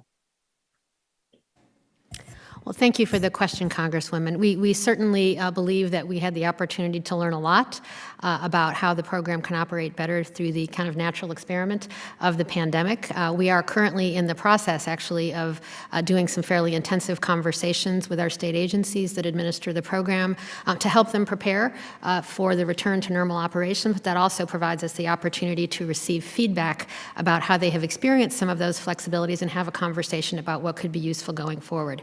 Certainly, the flexibility around the telephonic signature is something that we have heard from quite a few states. They have found extremely useful and valuable, and we are taking a look internally at putting together our thoughts on how we might work with Congress to move forward to make that particular flexibility available. And we are happy to to continue the conversation with you about other ways in which we might take the learnings of the last several years as Congress begins its work on the Farm Bill. Excellent, thank you. I also wanted to ask about the federal SNAP emergency allotment, a modest but valuable boost in funds for SNAP participants that was also implemented under the auspices of the Families First bill. We know this allotment will expire and states still utilizing it as soon as the federal public health emergency ends. And even though much work is being done to make sure families are made aware of this, I fear it will have a jarring effect, particularly as food prices remain high. Has there been consultation within USDA or the administration more broadly about how we could gradually reduce this allotment instead of having a hard stop? And would you recommend that Congress take action to reduce the allotment along those lines once the health emergency has been lifted? Thank you, Congresswoman. We share your concern about basically when the allotments end, it will be disruptive and confusing for a lot of families and will require many to rejigger and think through their monthly budgets. Of course, they were intended to be temporary and to end. And so you're asking a really good question about, is there a better way to taper them off that would be perhaps less jarring for households? We don't have the authority to do that within the administration. Certainly would be happy to talk with you and others in Congress about whether you have thoughts about ways to stair-step it down so that families don't experience such an abrupt change. Great, thank you, and we'll follow up on that as well. Thank you, Mr. Chairman, and I yield back. Thank you. The gentleman from California, Mr. Lamaffa, is now recognized for 5 minutes. Thank you again, Mr. Chairman. I want to follow up on something that Mr. Crawford was speaking about, Undersecretary, and I wanted to ascertain the jurisdiction standpoint here that within the agencies here on interpreting the statute as far as drawing back down to this healthy foods issues versus things that I think almost everybody unanimously would agree is that should we be looking at milk versus energy drink or soda pop or things like that. And so it sounded like there was inconsistency in the thought or even the response on the ability to interpret the statute is available in the different branches of the agencies involved. I'm very sorry, Congressman, if I left that impression. The definition of food is in the statute, the definition of food, of what's an allowable food for SNAP. So we don't have the opportunity to shift that, I guess I would say, outside of, I suppose, a robust research demonstration project. But as a general matter, the statute sets the definition. Applies to SNAP, but not to WIC, not to Thrifty Foods, the other programs. They seem to have, it sounded like you have the ability to decide that within those others the same as you would within SNAP. Thank you. No, the other programs, and you should jump in here, Cindy is a real expert in school meals and WIC. The other programs set a prescription package that needs to be informed by the dietary guidelines. So in WIC, it's a supplemental package that's informed by where participants in that program, say, have overall nutrient deficits where we need to supplement. And then in school meals, it's about putting a meal on a plate that aligns with the dietary guidelines. So we update them in those, in the case of those particular food packages, based on the dietary guidelines. So I'm sorry if I'm not being clear. Okay, maybe it's pretty muddled, but everybody understands what the intent is here, right? Is we want American-grown food that's nutritious from our ag sector, or the processing that comes from that, to be on the plates of people that are receiving taxpayer-driven assistance, not things that are not thought common sensibly as healthy, right? Healthy foods, and not that they're bad foods; they're just not targeted towards driving health, because we get it on the other end too. If people are purchasing things that are not positive for their health, then we're going to pick it up on the healthcare system on the other end if they're eating things that cause obesity, et cetera, diabetes, what have you. So what is so difficult about the jump here within the agency here to say we don't want to have the eligibility for soda pop and candy bars and all that sort of thing, potato chips, and fast food to be part of the program? Why can't we define it more straight up, and you have that ability to do so from what we're looking at within your jurisdiction? We have the ability in WIC and school meals to ensure that those programs align with the dietary guidelines. In SNAP, Congress sets the definition of food, sir. So it is Congress who decides what benefits can be used for in the stores. But I guess the one reframe I would put on I completely agree with you that we're all, it sounds as if we're all here with the goal of improving what Americans are eating, for the goal of improved health outcomes. But for us, this problem is not limited to those who participate in federal nutrition programs. This is a universal problem for most of the country. Nearly, almost no American eats. But those are private the decisions. When the rubber meets the road is that we are expending tax dollars and would have a say, and a lot of other things. There's strings attached with tax dollars on building roads and everything else. And so why would we be going down a path that is not helpful to the health of those folks? And normal people are still wondering this. Why are you guys doing that? Every farm bill, you have the discussion. It runs into a big political problem. I was on a national broadcast this morning. A lady from, I think, Ohio was wondering, why do you guys still have this stuff in these programs? And so you're saying you do not have the jurisdiction to interpret that as far as SNAP goes, that Congress has to change the law itself. Is that correct? Okay. All right. Thank you. I'll yield back, Mr. Chairman. Thank you. And now the gentleman from Arizona, Mr. O'Halloran, is recognized for 5 minutes.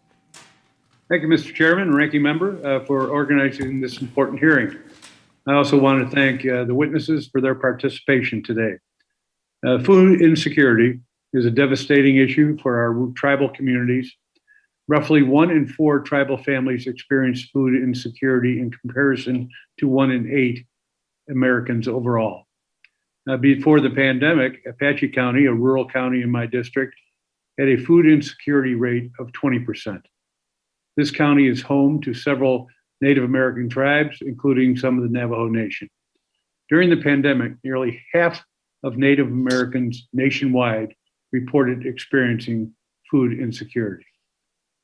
The questions I have are this.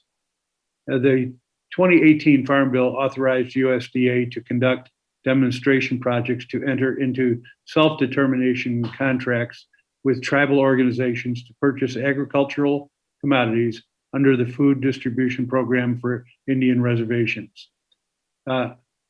Ms. Dean, are the lessons USDA has learned from the new demonstration projects in Indian country that might be applicable to nutritional programs like SNAP so that we can better understand and address the food insecurity on tribal lands?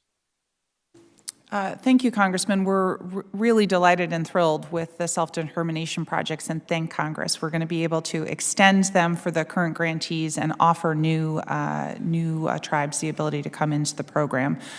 I think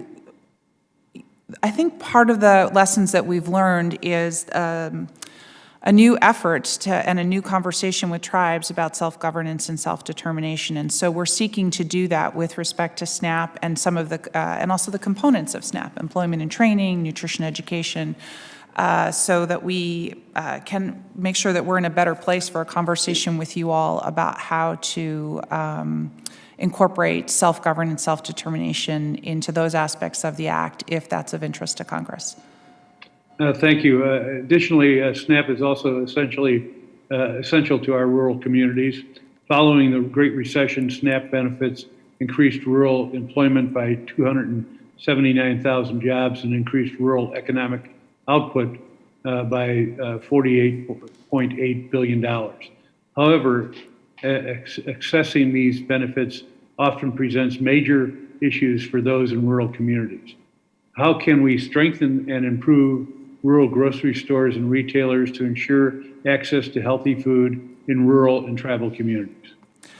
Well, our rural development mission area is definitely taking a look at the Healthy Food Financing Initiative and how it can help support and attract grocers to rural areas.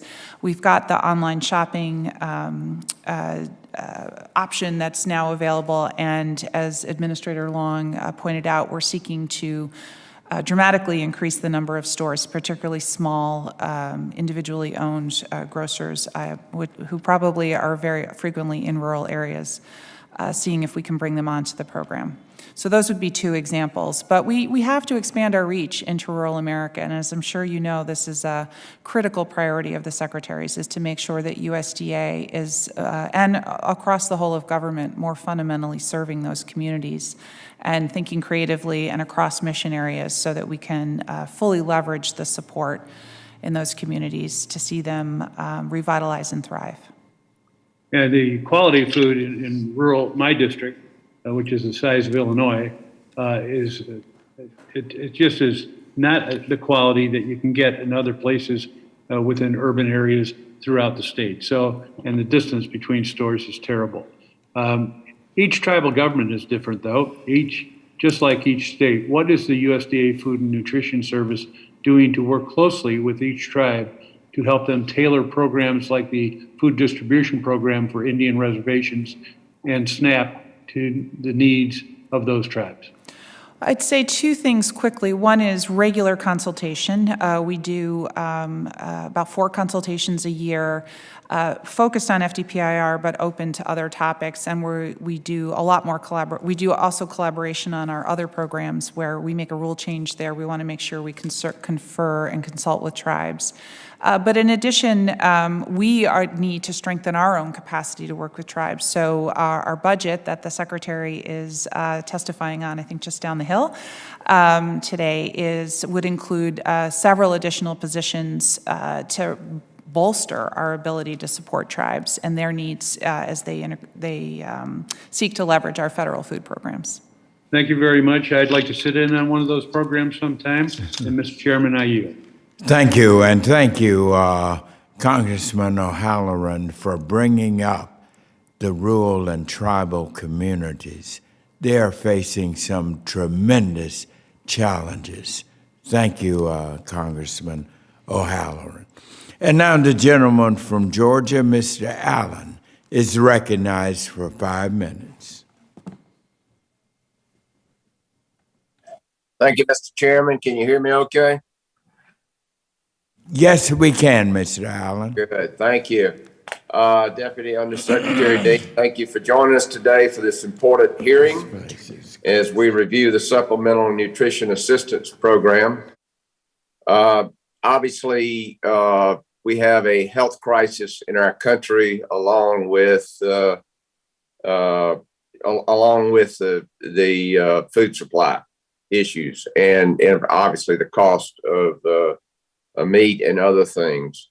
And I hear about this, daily. In fact, as my doctor tells me, you are what you eat, and what you eat has, and your habits and that sort of thing has tremendous implications on your health. And obviously, we want to promote good health in this country. Currently, our country continues to have a sluggish rebound from the unprecedented stay-at-home policy measures enacted over the past 2 years. We have nearly 5 million childless, non-working adults that are not employed currently. These are folks that have no children, and they're 18 to 49 years old. At the same time, we have over 11 million job openings throughout the country. And of course, we have runaway inflation because of supply-demand issues caused by a workforce shortage. The SNAP program was designed to work as a primer to get people through difficult times, and it has been successful doing that. But and it was meant primarily for our children and certainly our elderly folks. But now it's become a generational program. In other words, we've had generations that continue to be on welfare. We need to reform this program so that it serves its original intended purposes. Undersecretary Dean, from your standpoint, do you look at, is USDA concerned about the health of the American people? Yes, sir, absolutely.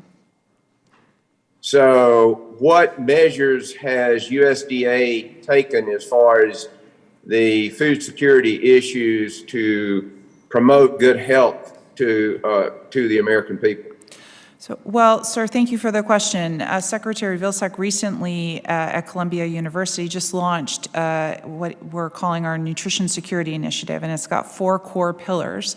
One is ensuring that all of our nutrition programs offer meaningful support, meaning sufficient support to secure a healthy diet, as well as that they are nutrition science informed.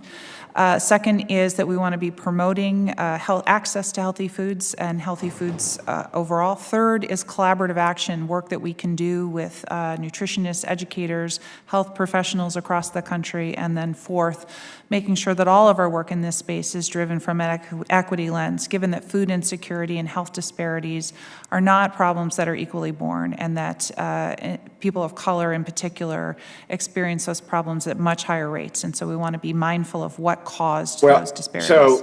So we're saying that the current Farm Bill is untouchable. So how are we going to, and this has to be done legislatively, as I understand. So how are we going to fix the problem if we don't do it legislatively?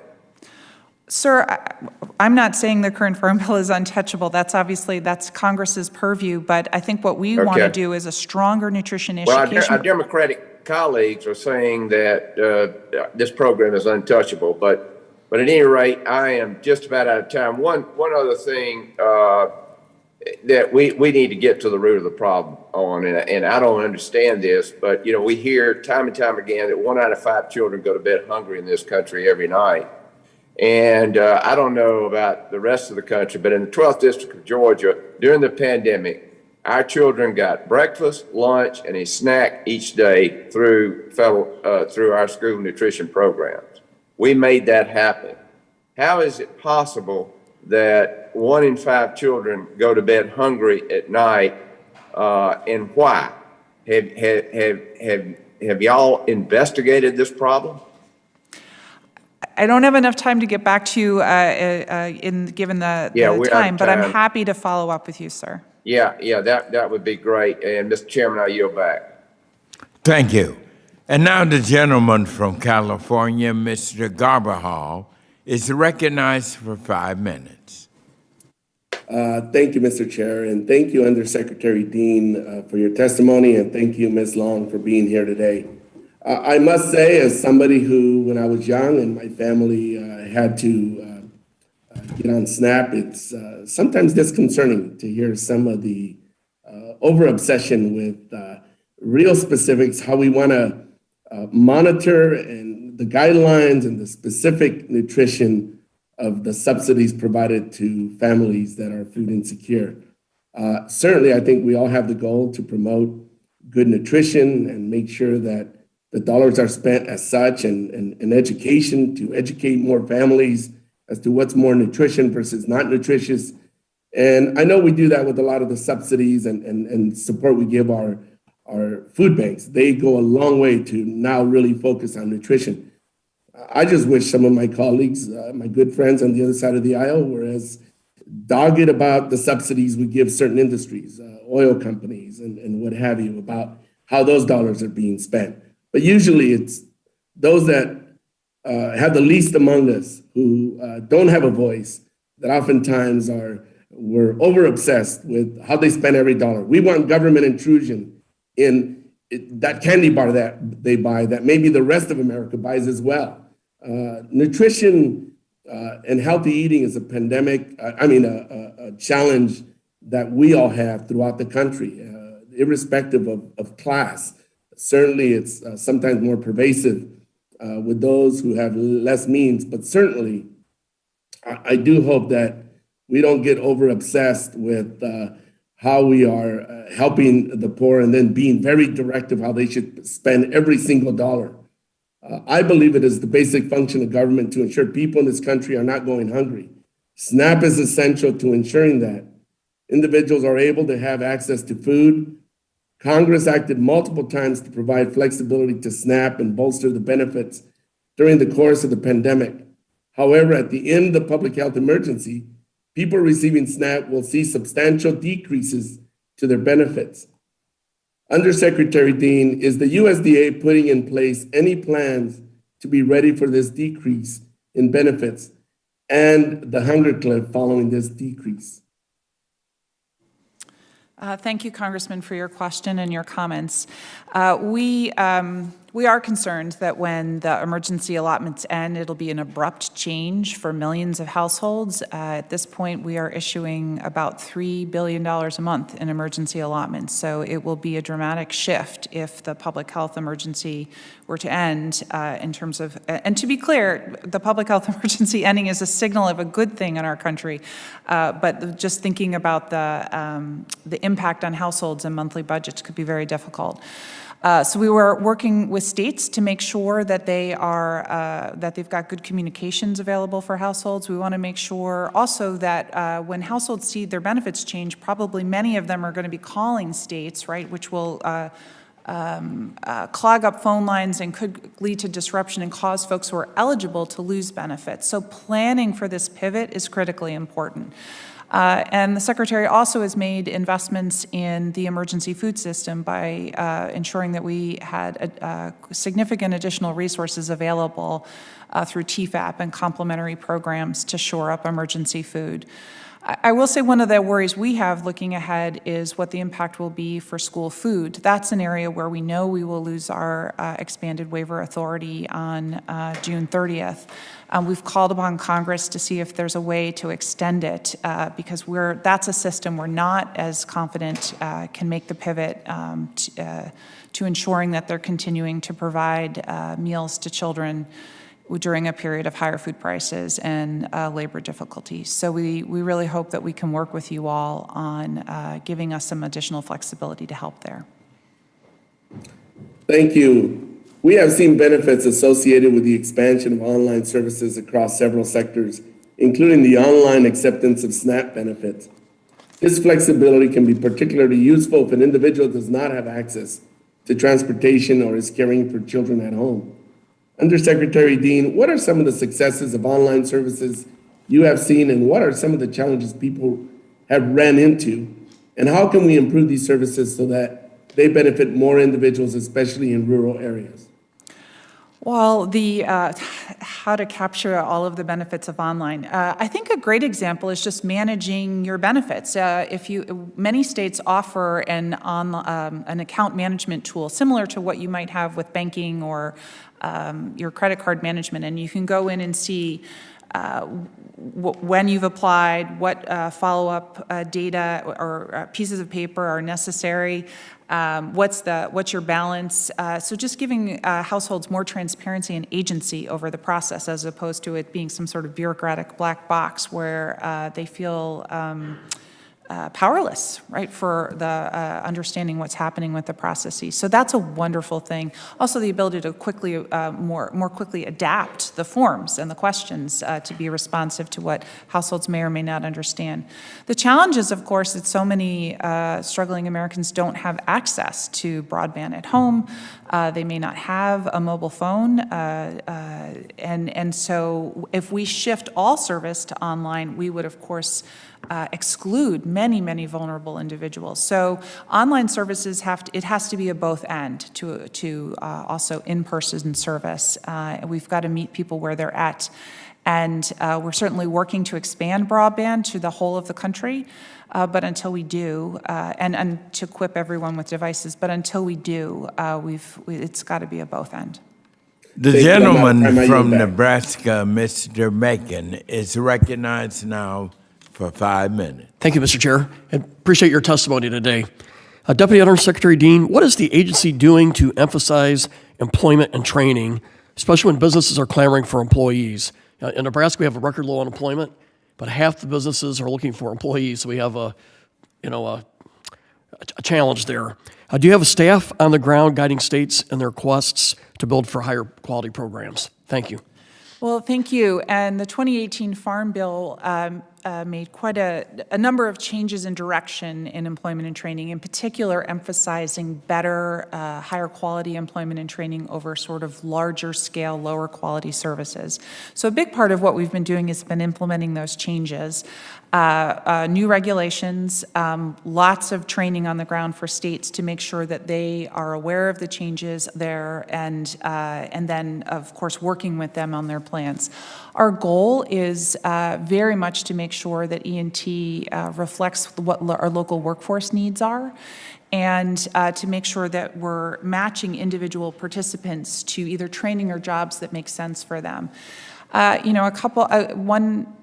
I saw a terrific program in Nevada that actually really was quite impressive. And that was one that was set up by the casinos and local labor to train individuals for exactly what the Las Vegas hospitality industry needed in terms of folks, highly skilled staff prepared to work in restaurants or in hotels, but then also credentialing them so that they could move up the system from a bar back to a bartender, from a custodian to hospitality services. So I think that's the kind of collaboration that we really want to see and support. I echo that, and I know not all states are the same, but in many states, with half the companies trying to hire, and I've talked to some businesses that have the trades, they'll actually help people go through 2 years of school, get them licensed or certified. I mean, it's really if you're looking for a job in many states, they're there, and people will train you to do it. So it's just something we can keep stressing. I'd like to switch directions a little bit and talk about the National Association of States Workforce Agencies, or NASWA. 41 states and the District of Columbia took the pandemic legislation authorized option to use private contractors to help shore up their unemployment insurance programs during the pandemic. The states that took this option are both Republican and Democrat, governor-led, with more Democratic states actually taking advantage of this option. Further, NASWA has unanimously asked for an extension of this flexibility, and some SNAP directors have recently asked for 12 months of similar flexibility. So I'd just like to get you touched on this early on. Can you provide your position on this? Well, the statute requires that we use merit system personnel for certain aspects of state operations. So I think we've been focusing on making sure states understand where they can and can't use private contract workers, if that's a flexibility they choose to avail themselves of. In terms of expanding their capacity. I do want to say that when SNAP, before this issue came up, it was merit systems worker, or whatever the state's construct was in terms of a balance of private and public workers, that helped, that allowed the program to grow dramatically in the early days of the pandemic under extraordinary circumstances, right? Many workers had shifted to home. They hadn't been working from home before. It was incredibly impressive. I think the current problem that we're looking at is states are, like many employers, having difficulty bringing on labor and being able to predict what the future will hold. So we want to work with them on that and make sure they understand what their options are. But what the system we have now has worked well for 40 years, 4 decades. And I would be very careful before making any significant changes to it. But are we having backlogs with the SNAP processing? Because I hear we are. So there may be need in some states to have this flexibility for SNAP, like it is with unemployment insurance. Yeah, certainly some states are experiencing backlogs, and we would imagine when the public health emergency ends and their current flexibilities, both in SNAP and the other programs that they operate, there's going to be a disruption and a shift. So we're working very hard to make sure they're trying to get ahead of that problem and prepare for it. And thinking through their business model and who does what is certainly a relevant question on their part. We think they have more flexibility than many of them are availing themselves of now, though. I'll just close. We don't want to see with SNAP what we're seeing with IRS. We have a year backlog of paperwork. So with that, thank you, Mr. Chair. The gentlewoman from Washington, Mrs. Shire, is recognized for 5 minutes. Well, thank you, Mr. Chairman, and welcome to our witnesses. I first just want to take a moment to recognize how vital this conversation and SNAP are right now. This week, new data from the U.S. Census Bureau shows 11.2% of households reporting food insecurity. The number is even higher for families with children, 14.5%. And the statistics for children, and I'm a pediatrician, are that 1 in 6 children do not reliably have enough to eat. 1 in 6.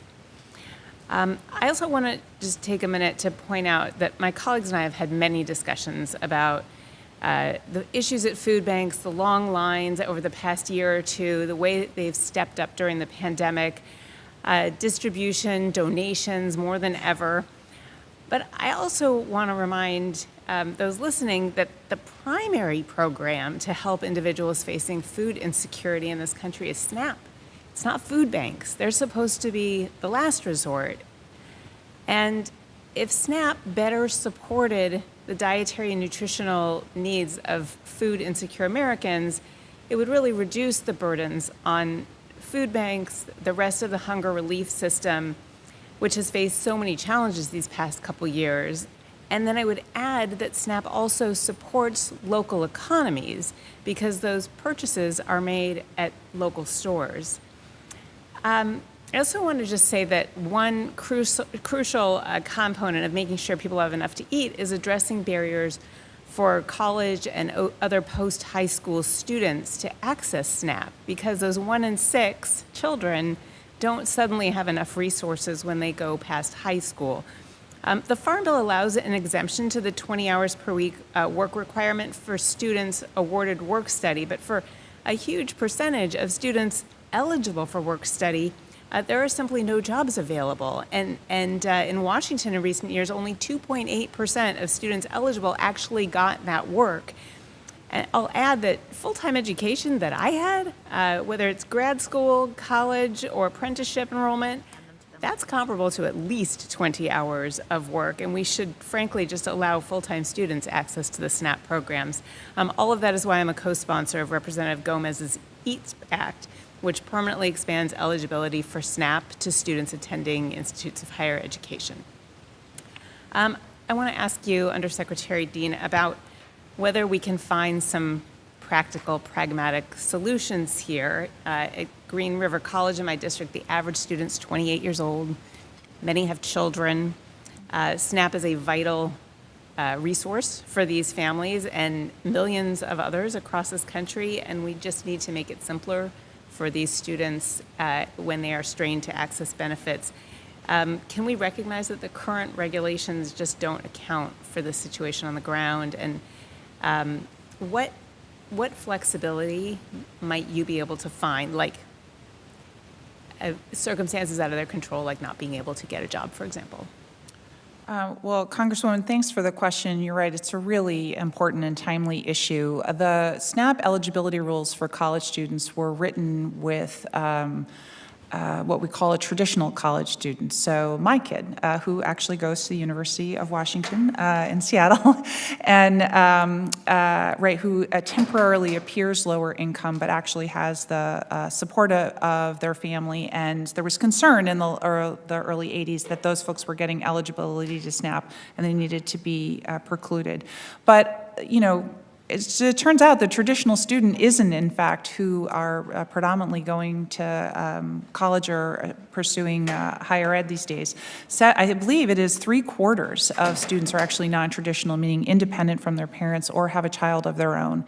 And so you're right that we've got to figure out how to refresh these rules that are just wildly out of sync with what the reality is, and probably are very much inadvertently keeping out needy individuals from participating in the program. So Washington is very much a leader here. I just recently met with Claire Lane and others, other advocates from across the country who are deeply concerned, and we're going to see what we can do there, and would really welcome working with you on making improvements in the Farm Bill. Thank you. And yes, there are food banks on college campuses in my district. In my little bit of time remaining, I just want to touch on a program that's really near and dear to my heart, where we are also leading the way in Washington State, which is the GUSNIP program. And it provides incentives for SNAP participants to increase their purchase of fruits and vegetables. And we need more funding for programs like this. Again, as a pediatrician, I can tell you, food is preventive medicine. If you choose the right foods, incentivize that, and train kids up on eating the right foods. So I want to address this as an urgent health issue, and I want to yield back. Thank you very much. The gentleman from Indiana, Mr. Baird, is now recognized for 5 minutes. Thank you, Mr. Chairman, and I appreciate you and the ranking member holding this important hearing. I always appreciate the witnesses being with us and having the opportunity to discuss the SNAP program. So I'm going to start out with, we know that consumers really need to increase their fruit and vegetable consumption, and having the availability of all forms of produce, whether it be fresh or frozen, canned or dried, can be one beneficial tool to do so, especially when fresh-only options are not available in the parts of the country all year round. So, Deputy Undersecretary, what is FNS doing to ensure SNAP participants feel empowered to choose other forms of fruits and vegetables like frozen options in alignment with the dietary guidelines for recommendations, while also addressing this nutrition security? Madam Secretary. Thank you, Congressman. And you're absolutely right that frozen and other forms of fruits and vegetables are healthy and nutritious. Are also really low-cost quality options. So a big part of the way that we introduce them as a practical, low-cost quality choice is through our SNAP nutrition education programs, as well as through USDA's MyPlate, where we translate the dietary guidelines into menus. And that's how we fundamentally seek to inspire households to select the array of fruit and vegetable choices that they have. Super.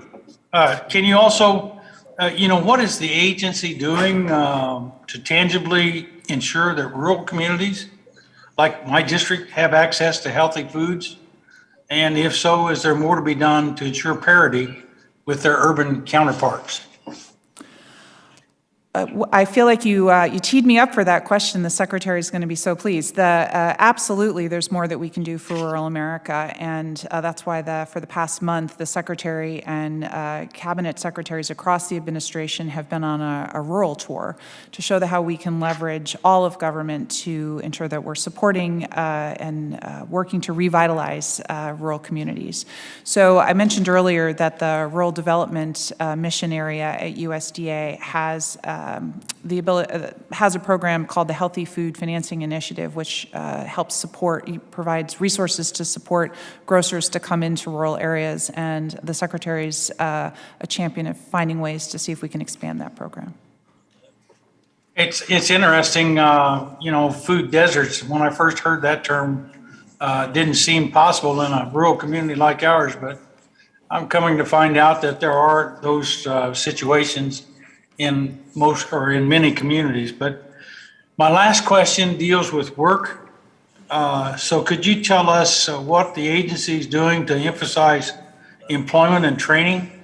Especially when the businesses are clamoring, trying to get employees.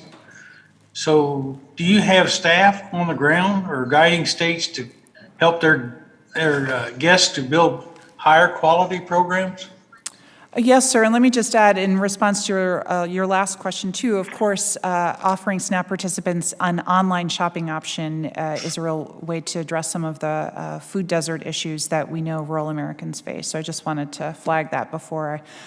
In terms of employment and training, that's a program that states run with our federal support, but the 2018 Farm Bill really did a terrific job at helping us to work to reshape the program to make sure that states are designing programs that are much more responsive to local employers' needs, incorporate local workforce programs and orientation to how to connect eligible workers to the available jobs in the community, and to make sure that the individuals that we are matching to training or employment are well suited for those things. So we provide support to the states in that, and we'll soon be very soon on the ground in terms of assessing and reviewing what they're doing this fiscal year and the next fiscal year. Well, thank you, Madam Undersecretary. We appreciate the opportunity to be with you. Appreciate you being with us. I yield back. The gentleman from California, Mr. Panetta, is now recognized for 5 minutes. Thank you, Mr. Chairman. I really appreciate this hearing, which I'm sure will be many hearings in which we're going to talk about this very, very important subject of the Supplemental Food Assistance Program, especially as we approach the 2023 Farm Bill. And so that's why it's so important to have the Deputy Secretary Dean here, as well as the Administrator Long. Thank you for your participation. I hail from the Central Coast of California. We got a lot of beauty, but we also got a lot of bounty, and that's with our fresh fruits and vegetables especially. As you know, in order to harvest those fresh fruits and vegetables, we can't just send a machine through the field. It's all about farm workers. It's all about people who are actually in the fields, bending down, discerning what is a fresh, ripe, aesthetically pleasing product to then package into a clamshell or package appropriately and get it to the store shelves. Those farm workers are surrounded by fresh fruits and vegetables all day long. Unfortunately, what we have seen is that their access at home is not as plentiful as it is when they're at work. And it's been unfortunate that this has been a problem. However, let me just also give a shout out to some programs that we have there locally and from our schools, which are starting to give their children exposure to our fresh fruits and vegetables. Starlight Elementary is developing a kitchen and a garden, of course, there.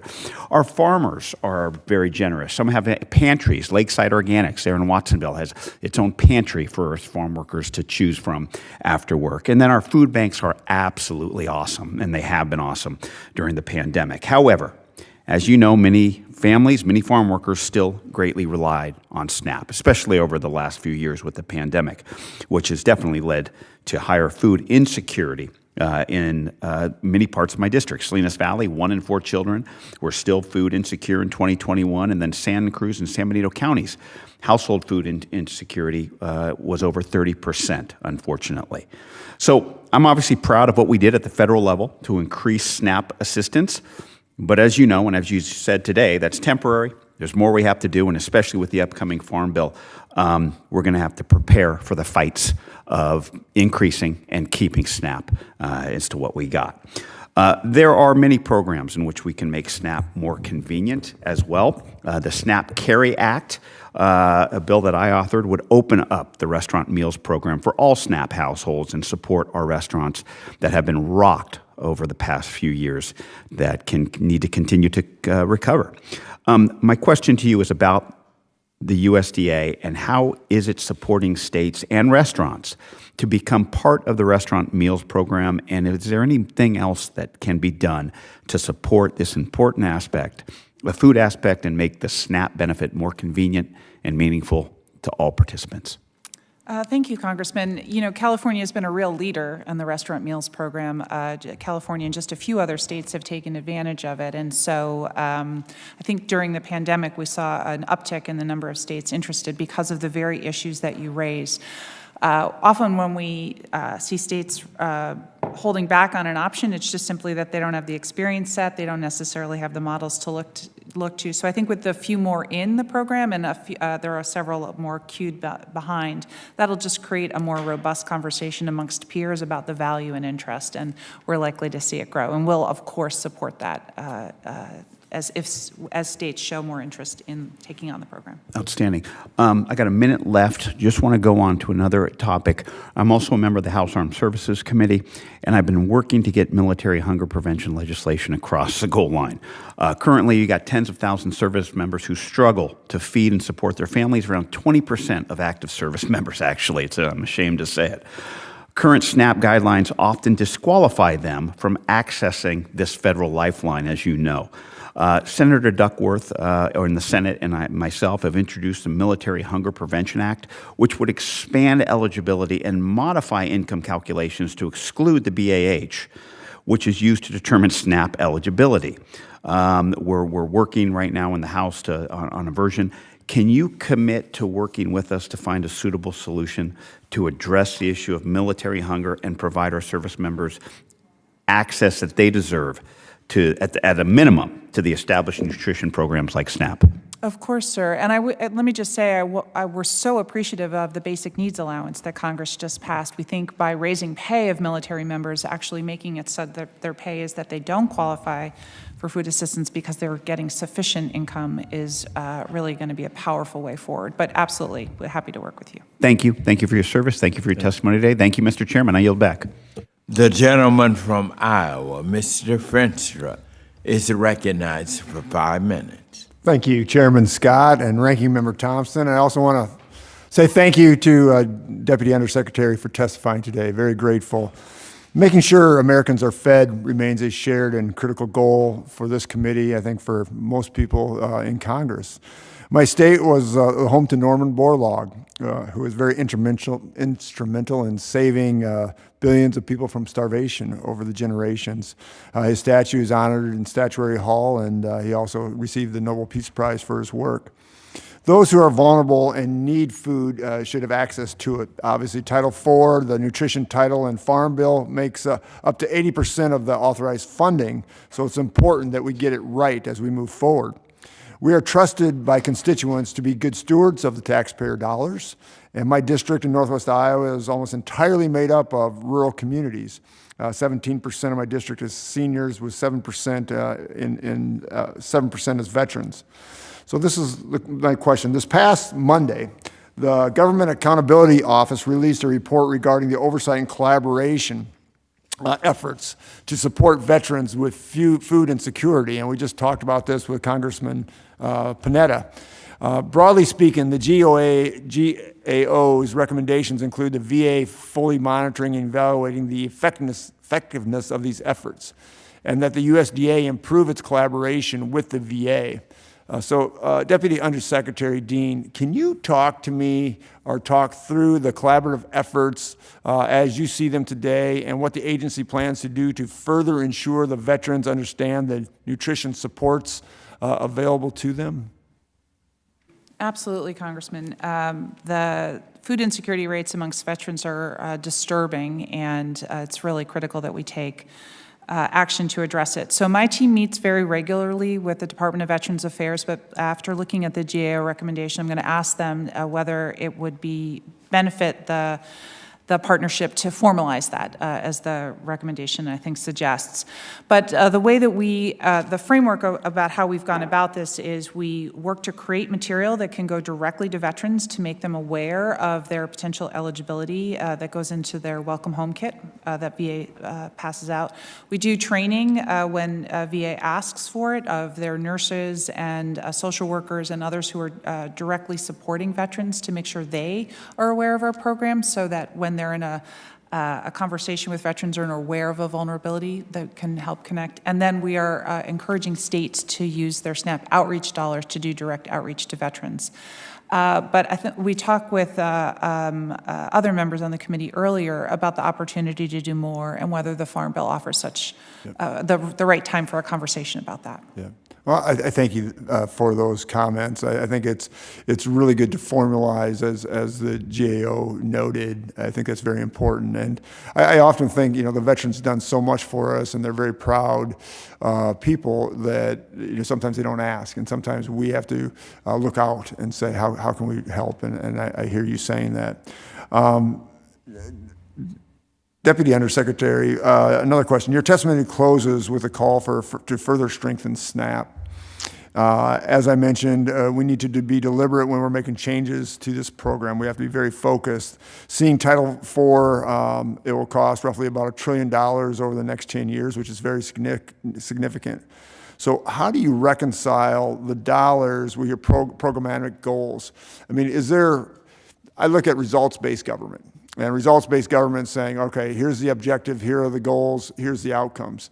Do you see anything like this going into these types of programs?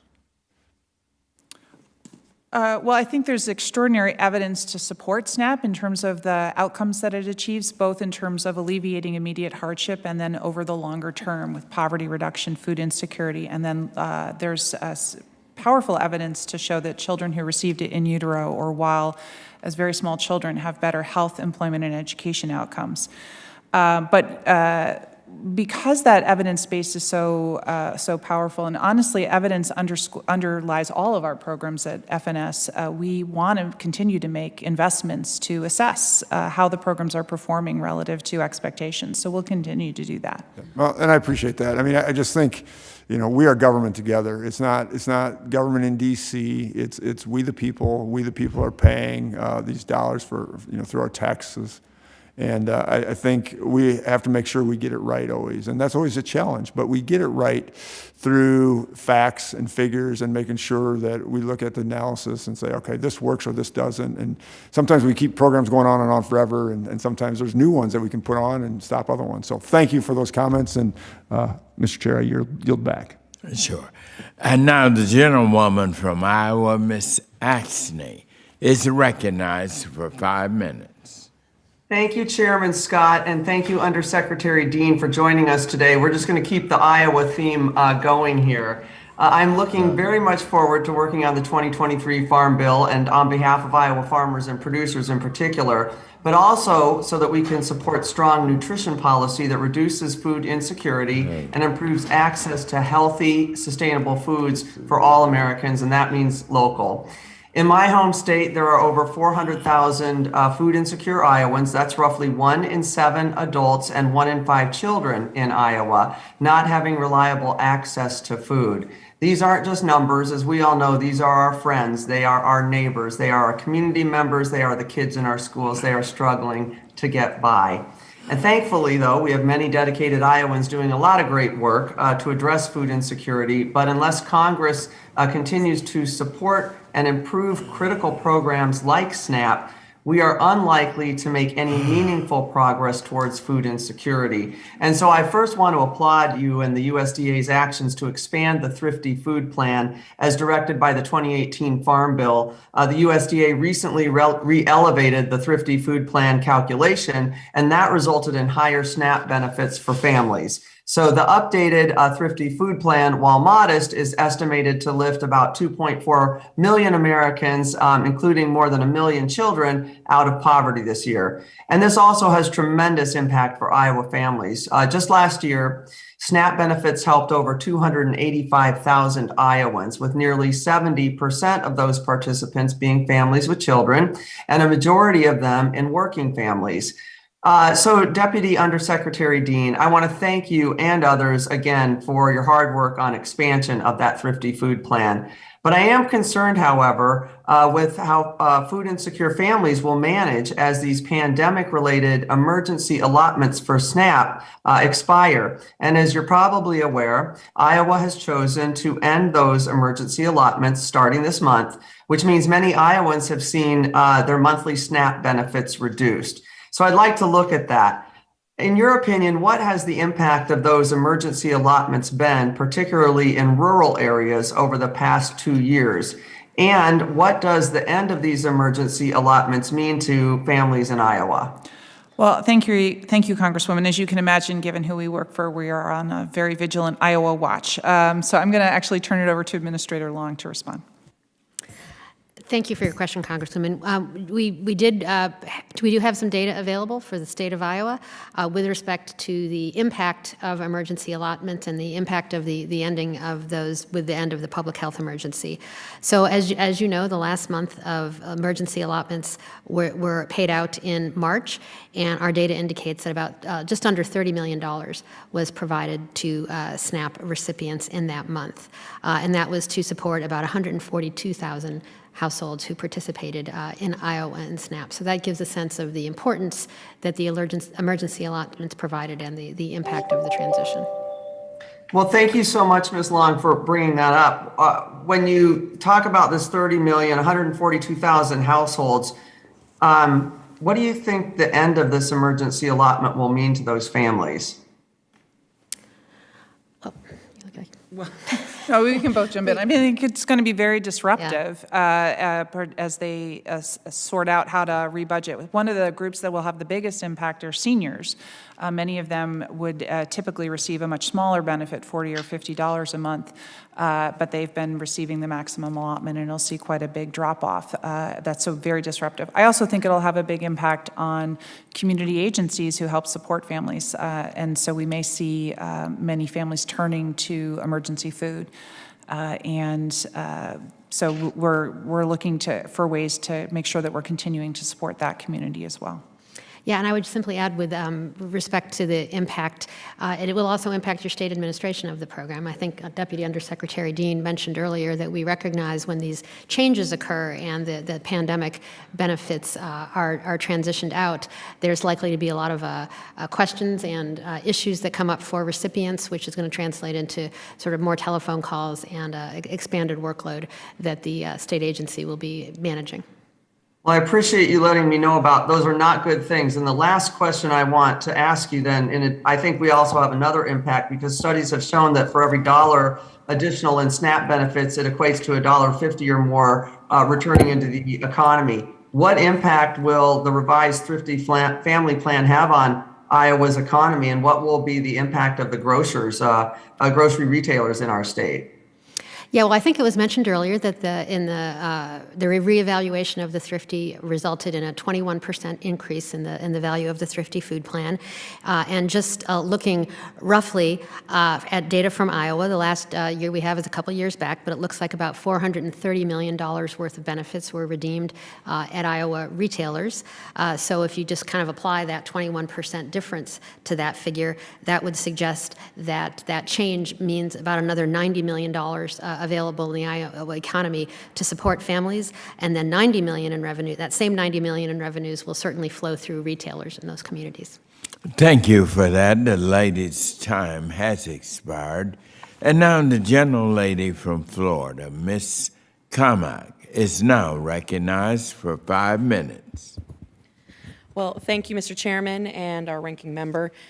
Deputy Undersecretary Dean, can you walk me through why the update to the Thrifty Food Plan, as required by the 2018 Farm Bill, was accelerated and finalized without regular updates to Congress? Was it simply coincidental, or was it accelerated purposefully? I think the quick answer to that is that on the second or third day of his presidency, the president directed USDA to see if we were able to undertake the reevaluation more quickly, and we assessed that we were able to do so. Okay. So, we only got these updates through, Bloomberg and New York Times and the Washington Post. So it'd be nice if the administration would acknowledge that, as required by the GAO report, that Congress should have been notified. But to me, it looks a lot like your agency and this administration wanted to avoid the criticism more than anything for what's been done here and push through the historic increase in SNAP by adding calories to the diets of Americans, which, if you look at the research, it's actually contrary. So I say that to say, to the consternation of my colleagues across the aisle, I put forward an amendment last year in the budget reconciliation to delay the update until a full GAO investigation could be completed. I think that's critical, and I think the American people deserve transparency and accountability, and I'm sure you would agree with that. But I want to move on to program integrity moving forward, because it appears that FNS opposes using a blended workforce to supplement merit staff in determining household eligibility. Now, at times of rapid caseload increases, it seems like FNS would leap at the chance to ensure efficient eligibility determinations, especially when other safety net programs do just that regularly. So if this is true, can you tell me the rationale? And will FNS make a commitment to work with Congress to pass legislation allowing eligibility determinations to be made by contracted personnel? Congresswoman, we don't oppose a blended workforce. In fact, most states have them. The question is about where to draw the line with which functions need to stay with state or local government workers. So we are focused on, and we believe this is where the statute is, eligibility determinations, the interview, and areas where we're with maintaining privacy of very private personal information from households. So that's sort of the core nexus that we think needs to stay with state personnel. But the prior administration put out a guidance in 2020 that outlined some of the functions given technology and the way what's the right way to say it? The business flow has changed, identifying new opportunities to consider, as you pointed out, bringing in a blended workforce. I think that was very sensible, and we've been talking with states about it when they raise their labor force challenges.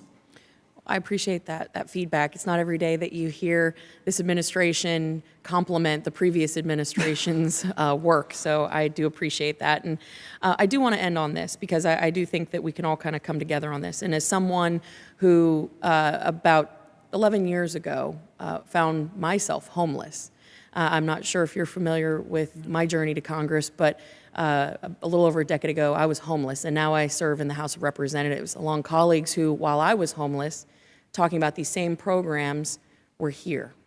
So I think by the very definition of insanity, right, doing the same thing over and over and over again and expecting a different result, I think it's time that we start looking at new approaches.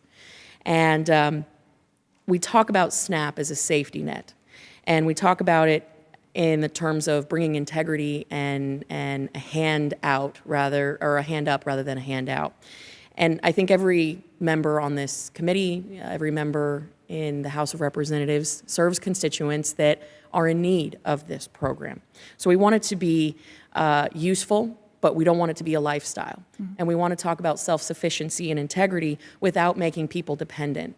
And it seems like today we deal with a lot of programs that are really designed by their very nature to create dependence rather than self-sufficiency. So I hope this administration will work with us on that and will not see COVID as an excuse moving forward.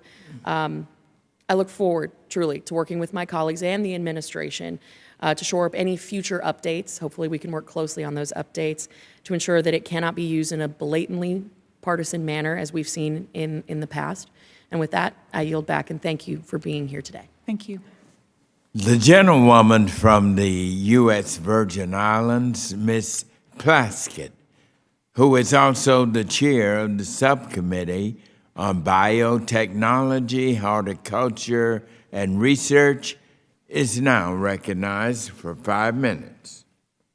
Thank you so much, Mr. Chairman. And I also want to thank the subcommittee chair, our good colleague, Congresswoman Jahana Hayes, for working with you, Mr. Chair, on having this hearing, which is so vitally important to the Farm Bill.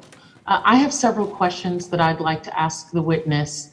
And I want to thank you as well for your honesty and for your openness in hearing our suggestions and having a discussion with us. Now, I understand that the USDA ERS study showed that food insecurity in the U.S. has remained steady in 2020 when compared to 2019, despite the pandemic. However, in the Census Household Plus survey data for early April of this year, 11.2% of adults, or nearly 24 million adults, reported that they do not have enough to eat in the previous week. It's clear that quick congressional action during the early portion of the pandemic was successful in staving off the worst of potential hunger crisis. The increasing hunger we're now seeing is due to a number of factors, but how can USDA and Congress, if necessary, act to ensure that our safety net programs like SNAP are providing sufficient support for Americans in need? Thank you, Congresswoman, for your question. We what's the right way to say? We were very pleased that the response, that wasn't just through food assistance, but through a really robust set of expansions of support to households during a period of incredible crisis, it worked. And I think that's an important lesson for the future. Whatever anybody says, the child tax credit worked for American families. That's right where I was going, ma'am, and that is that you asked me what we could do. I think the President's agenda on making sure that as we recover, we're recovering in a way that works for all and that lifts folks up.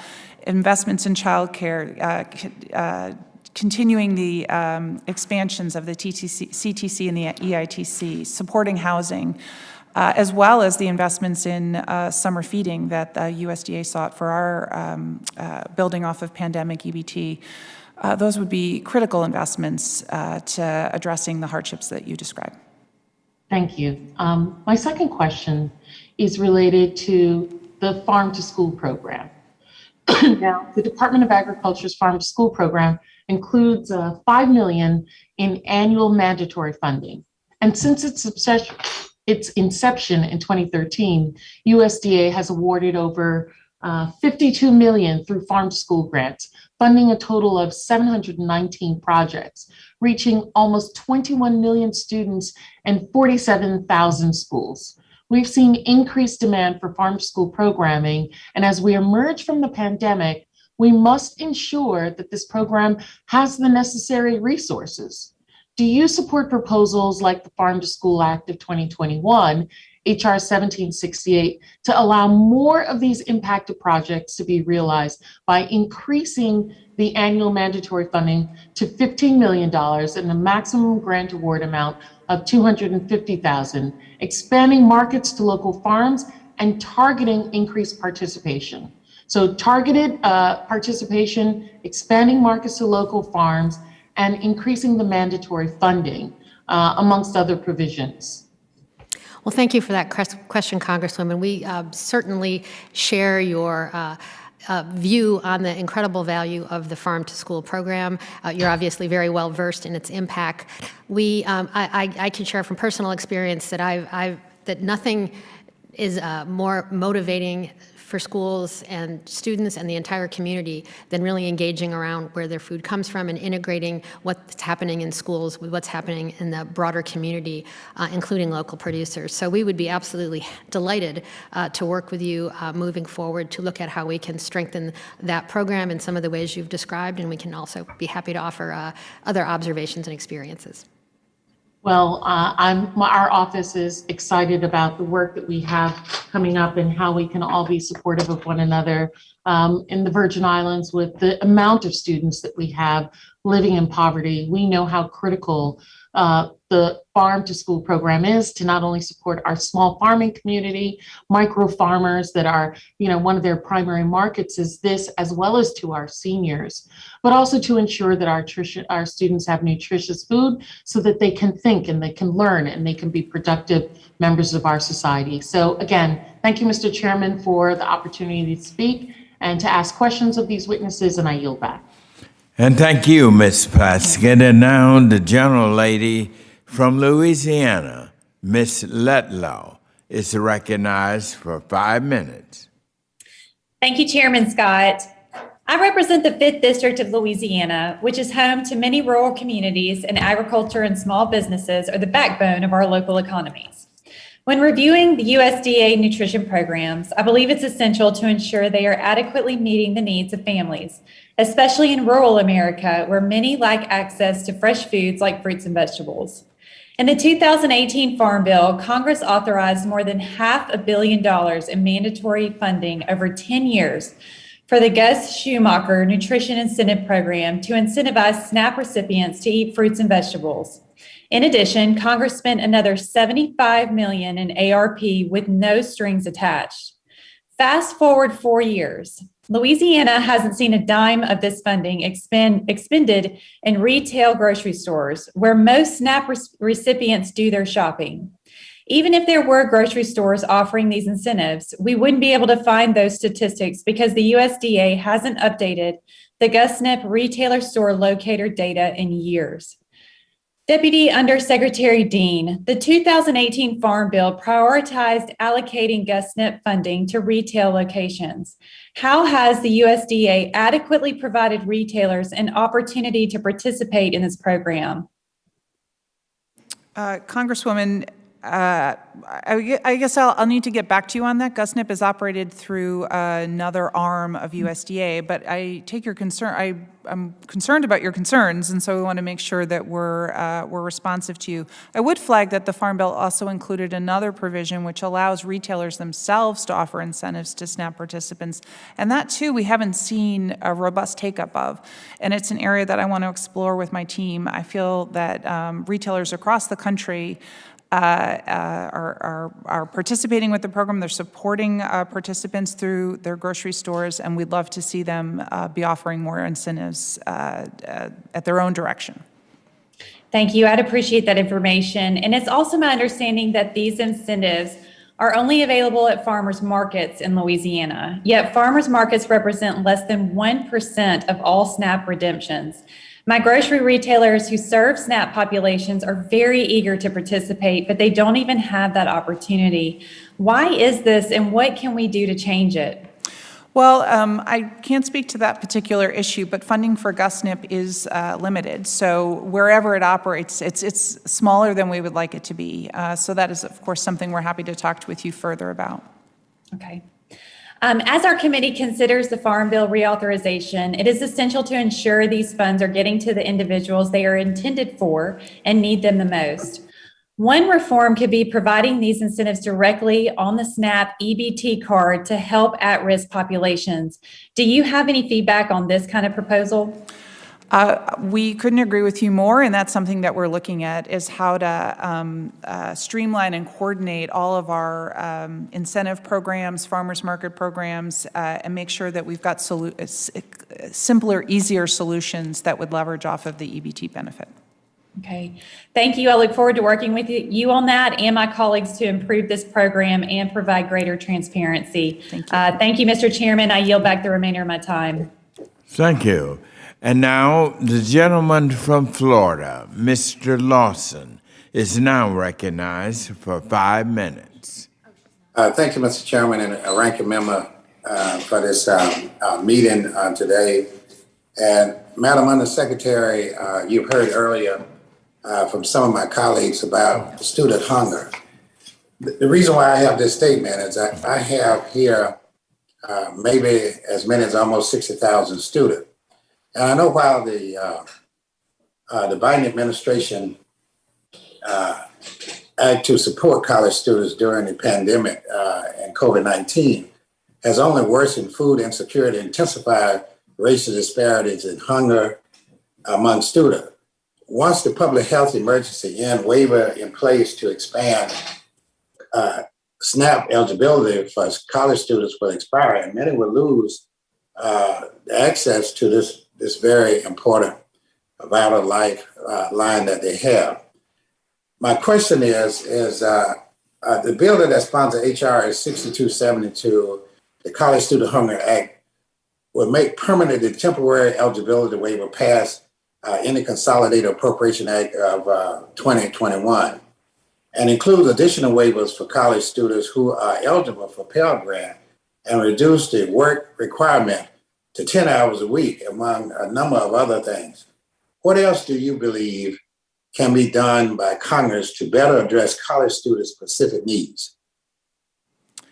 Oh, thank you, sir, for the question. I think we've been talking about the struggles of college students and college student hunger, which is, of course, a serious concern. But I think the broader question is affordability of college and the affordability of pursuing any kind of credential or degree through higher ed. Right? That is fundamentally a pathway to more opportunity in the workplace, and that's what the president put forward some fairly bold initiatives. For example, to make community college free of charge to all students. Now, we may not be pursuing that path, but I think the broader question of is higher ed and college affordable really the core one? And then when folks are in pursuing a credential, a degree, additional higher ed training, how do we make sure that we're adequately supporting them? So I think all of the ideas that you put forward are terrific, and I think we also want to make sure we do more, and perhaps that's with congressional direction or support, but that we're doing more with the Department of Education to make sure that education institutions are aware of all of the supports, such as SNAP or health coverage, and that they're informing students of that. I think that will probably be a much more powerful intermediary to students than assuming that we can reach them through the SNAP agencies, but we will do both. Okay, thank you very much. And one of the things you stated is that the economic fallout in the early days of the pandemic. However, inflation and housing costs, as it was stated earlier, continue to rise, and many Americans still struggle to afford a nutritious meal for themselves and their families. So my question would be, before public health emergency end, what can be done by Congress to help prepare states and better expand their capacity to meet the needs of their residents? Well, to be fair, I think states are very much focused on this. They're also concerned about the end of the public health emergency and losing flexibilities, not just in SNAP, but in other programs, as well as losing the additional eligibility rules and augmented benefits. They care about their residents, I think, just as much as we do. We have engaged in a very aggressive outreach and engagement effort, as have our colleagues at HHS around with Medicaid, talking with state agency leaders about where are you today, where do you want to be, what disruption does the public health emergency end cause for you, and what do we do to work together? What flexibilities do you need from us? Which peers do you need to talk to learn from their experience? and which of you are, for example, asking your legislatures for additional resources or supports.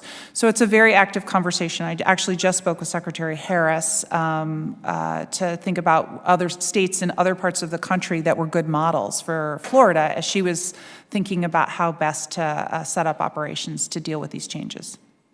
Okay, my time is about expired, but I would like to comment later on if you get a chance, if someone asks a question, is how can we do something about the cost of the meals? And I think it was discussed earlier in the conversation, and I don't know exactly what was really stated that we need to do. But with that, Mr. Chairman, I yield back. Thank you very much, Mr. Lawson.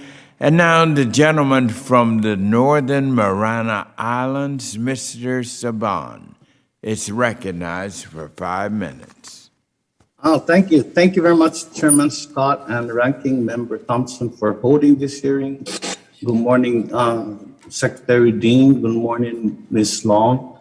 Madam Secretary, you mentioned in your testimony that FNS is, and I quote, working towards parity for the people of the Commonwealth of the Northern Mariana Islands, Puerto Rico, and American Samoa. Could you expand on what you mean by parity and the steps the department has taken and will take to ensure that it continues to work towards parity for the Marianas, Puerto Rico, and American Samoa? I like the word parity. Good to see you, Congressman. I'd be happy to do that. As you well know, as probably one of the foremost champions on this issue, those 3 territories don't have access to household food assistance in SNAP. Instead, they're offered block grants. And so, although each one has a different potential pathway to having a more robust household food assistance program. In the case of the Northern Mariana Islands, the Secretary has an authority to expand household food assistance, and we've been able to work with the governor through your leadership to do just that, where it is the Northern Marianas who was able to put forward a plan or proposal for a household food assistance program that was more aligned with the level of support that is offered through SNAP, although not exactly the same because that wasn't perfectly well suited for them. With American Samoa, we've been in similar conversations, although I would say, unfortunately, their block grant sets a statutory cap on the amount of assistance that we can provide that way. And then in Puerto Rico, where it would be a much bigger undertaking to shift to SNAP just because of the size and scale of the program, we're engaged in, I think, monthly conversations, ongoing work groups to talk through the particulars of a shift so that if the committee is prepared to consider that each of the territories can come and talk about what SNAP would mean for them and their readiness to take it on. Yeah, thank you. Thank you very much. You know, I know so many in my community have food, access to food, nutritious food because of the generosity of the American people. And I never forget that. I am very grateful for that. Now, Ms. Long, if I may, 2 farm bills ago, Congress authorized funds for the development and installation of the EBT system for FNS, for NAP here in the Marianas. That continues to be unavailable. And I am sometimes made to understand from the local, from the ground here, that the obstacle may be coming from Region 9, from USDA, from FNS. Can you tell me why we still don't have EBT card in place in the Marianas, including, you know, one of my colleagues earlier said there was a fraud. There are ways that people can fraud the system. Can you just imagine how you can fraud a system using those paper coupons? So any plans on getting EBT implemented in the Marianas, especially since it's been authorized and especially since funds have been available all these years? Ms. Long, please. Congressman, if I may, I'll take that question. Okay, all right, thank you. We understand that this is something that the Marianas want to pursue. My understanding is that there's been difficulty in securing a vendor to provide a system, but we're happy to dig more into that and follow up with you. Yeah, okay, because, WIC was able to do this and get this program running very well. In fact, I know of one department store here that sells grocery, and I encourage them to get up and prepare for EBTs, and they did, and it's working well to their delight. But anyway, Ms. Dean, thank you, Madam Secretary. Thank you to you, your staff, your colleagues, and your department for everything you continue to do for us. It's not always very smooth and not always easy, but please know that it's always very much appreciated. Mr. Chairman, thank you for the hearing, and I yield my time back. Well, thank you, Mr. Saban.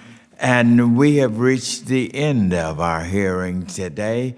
But before we adjourn, I certainly want to recognize the ranking member for his closing remarks, my closing remarks, and also we have a special guest with us. So, please, your ranking member, recognized for your closing remarks. I'll do that. Thank you very much, Chairman. First of all, thank you to our USDA leaders and here and for testifying your leadership. I look forward to continue to work with you, and I'll make a few more comments on the session. I want to take the liberty of recognizing some folks here. Well, first of all, I want to thank the staff, both of our staffs for their work on due diligence as we prepare for the 2023 Farm Bill. I thought this is the kind of hearings I look forward to. I think they're instructive, having folks from USDA that are responsible for implementing these various titles. And so thank you, ladies, for your leadership and being here. I want to recognize, we've had the pleasure of working with a very special student intern that's been with us, and this is her final week. And she's from Texas A&M, Tatum Houseman, and so thank you to her for her work. Best wishes for her continued education. And then I brought another friend of mine with me, Seth Parrish, and Seth is stand up there, Seth. Hey, there he is. Seth is Why don't we give a hand for both of these young ladies, man? Seth is I would have brought friends. There you go. Well, Seth is a sixth grader from Maryland. He's been a friend of mine for many years. This is the fourth year he's shadowed me. He's part of an organization called Tuesday's Children, where his family, his dad served and sacrificed, and sadly in the Army, and sadly was died in about a month before Seth was born.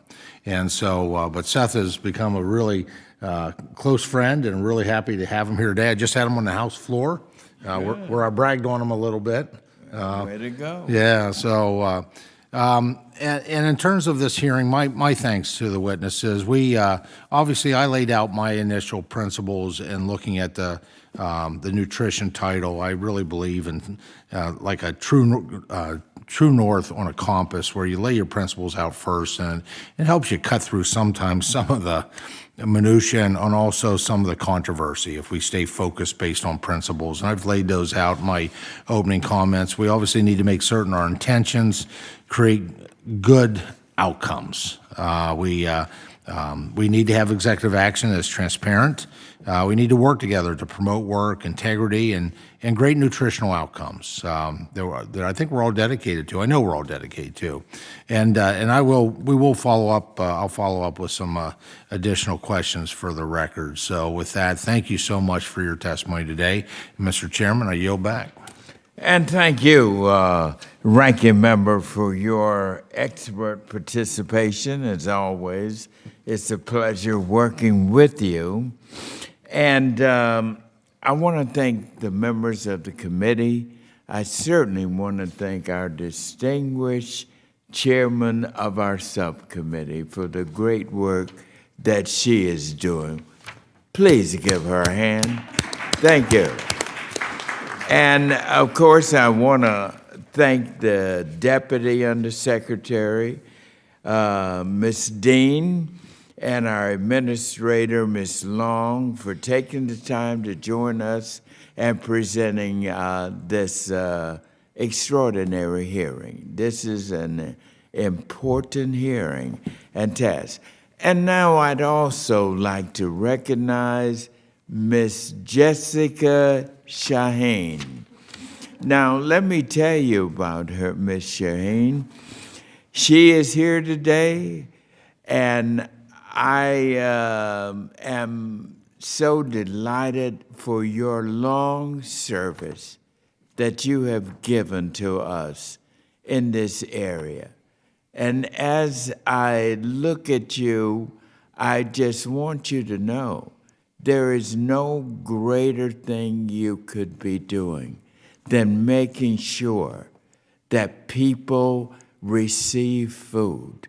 We can do without a lot of things, but the one thing we cannot do without is food. And you have put in 18 years of incredible service. You started at the USDA in 2001 as the Associate Administrator for SNAP and has become an institution in the SNAP world. And we thank you for that. You are a blessing and have been a blessing to our nation. And please, won't you join me, everyone, in giving her a most deserving round of applause.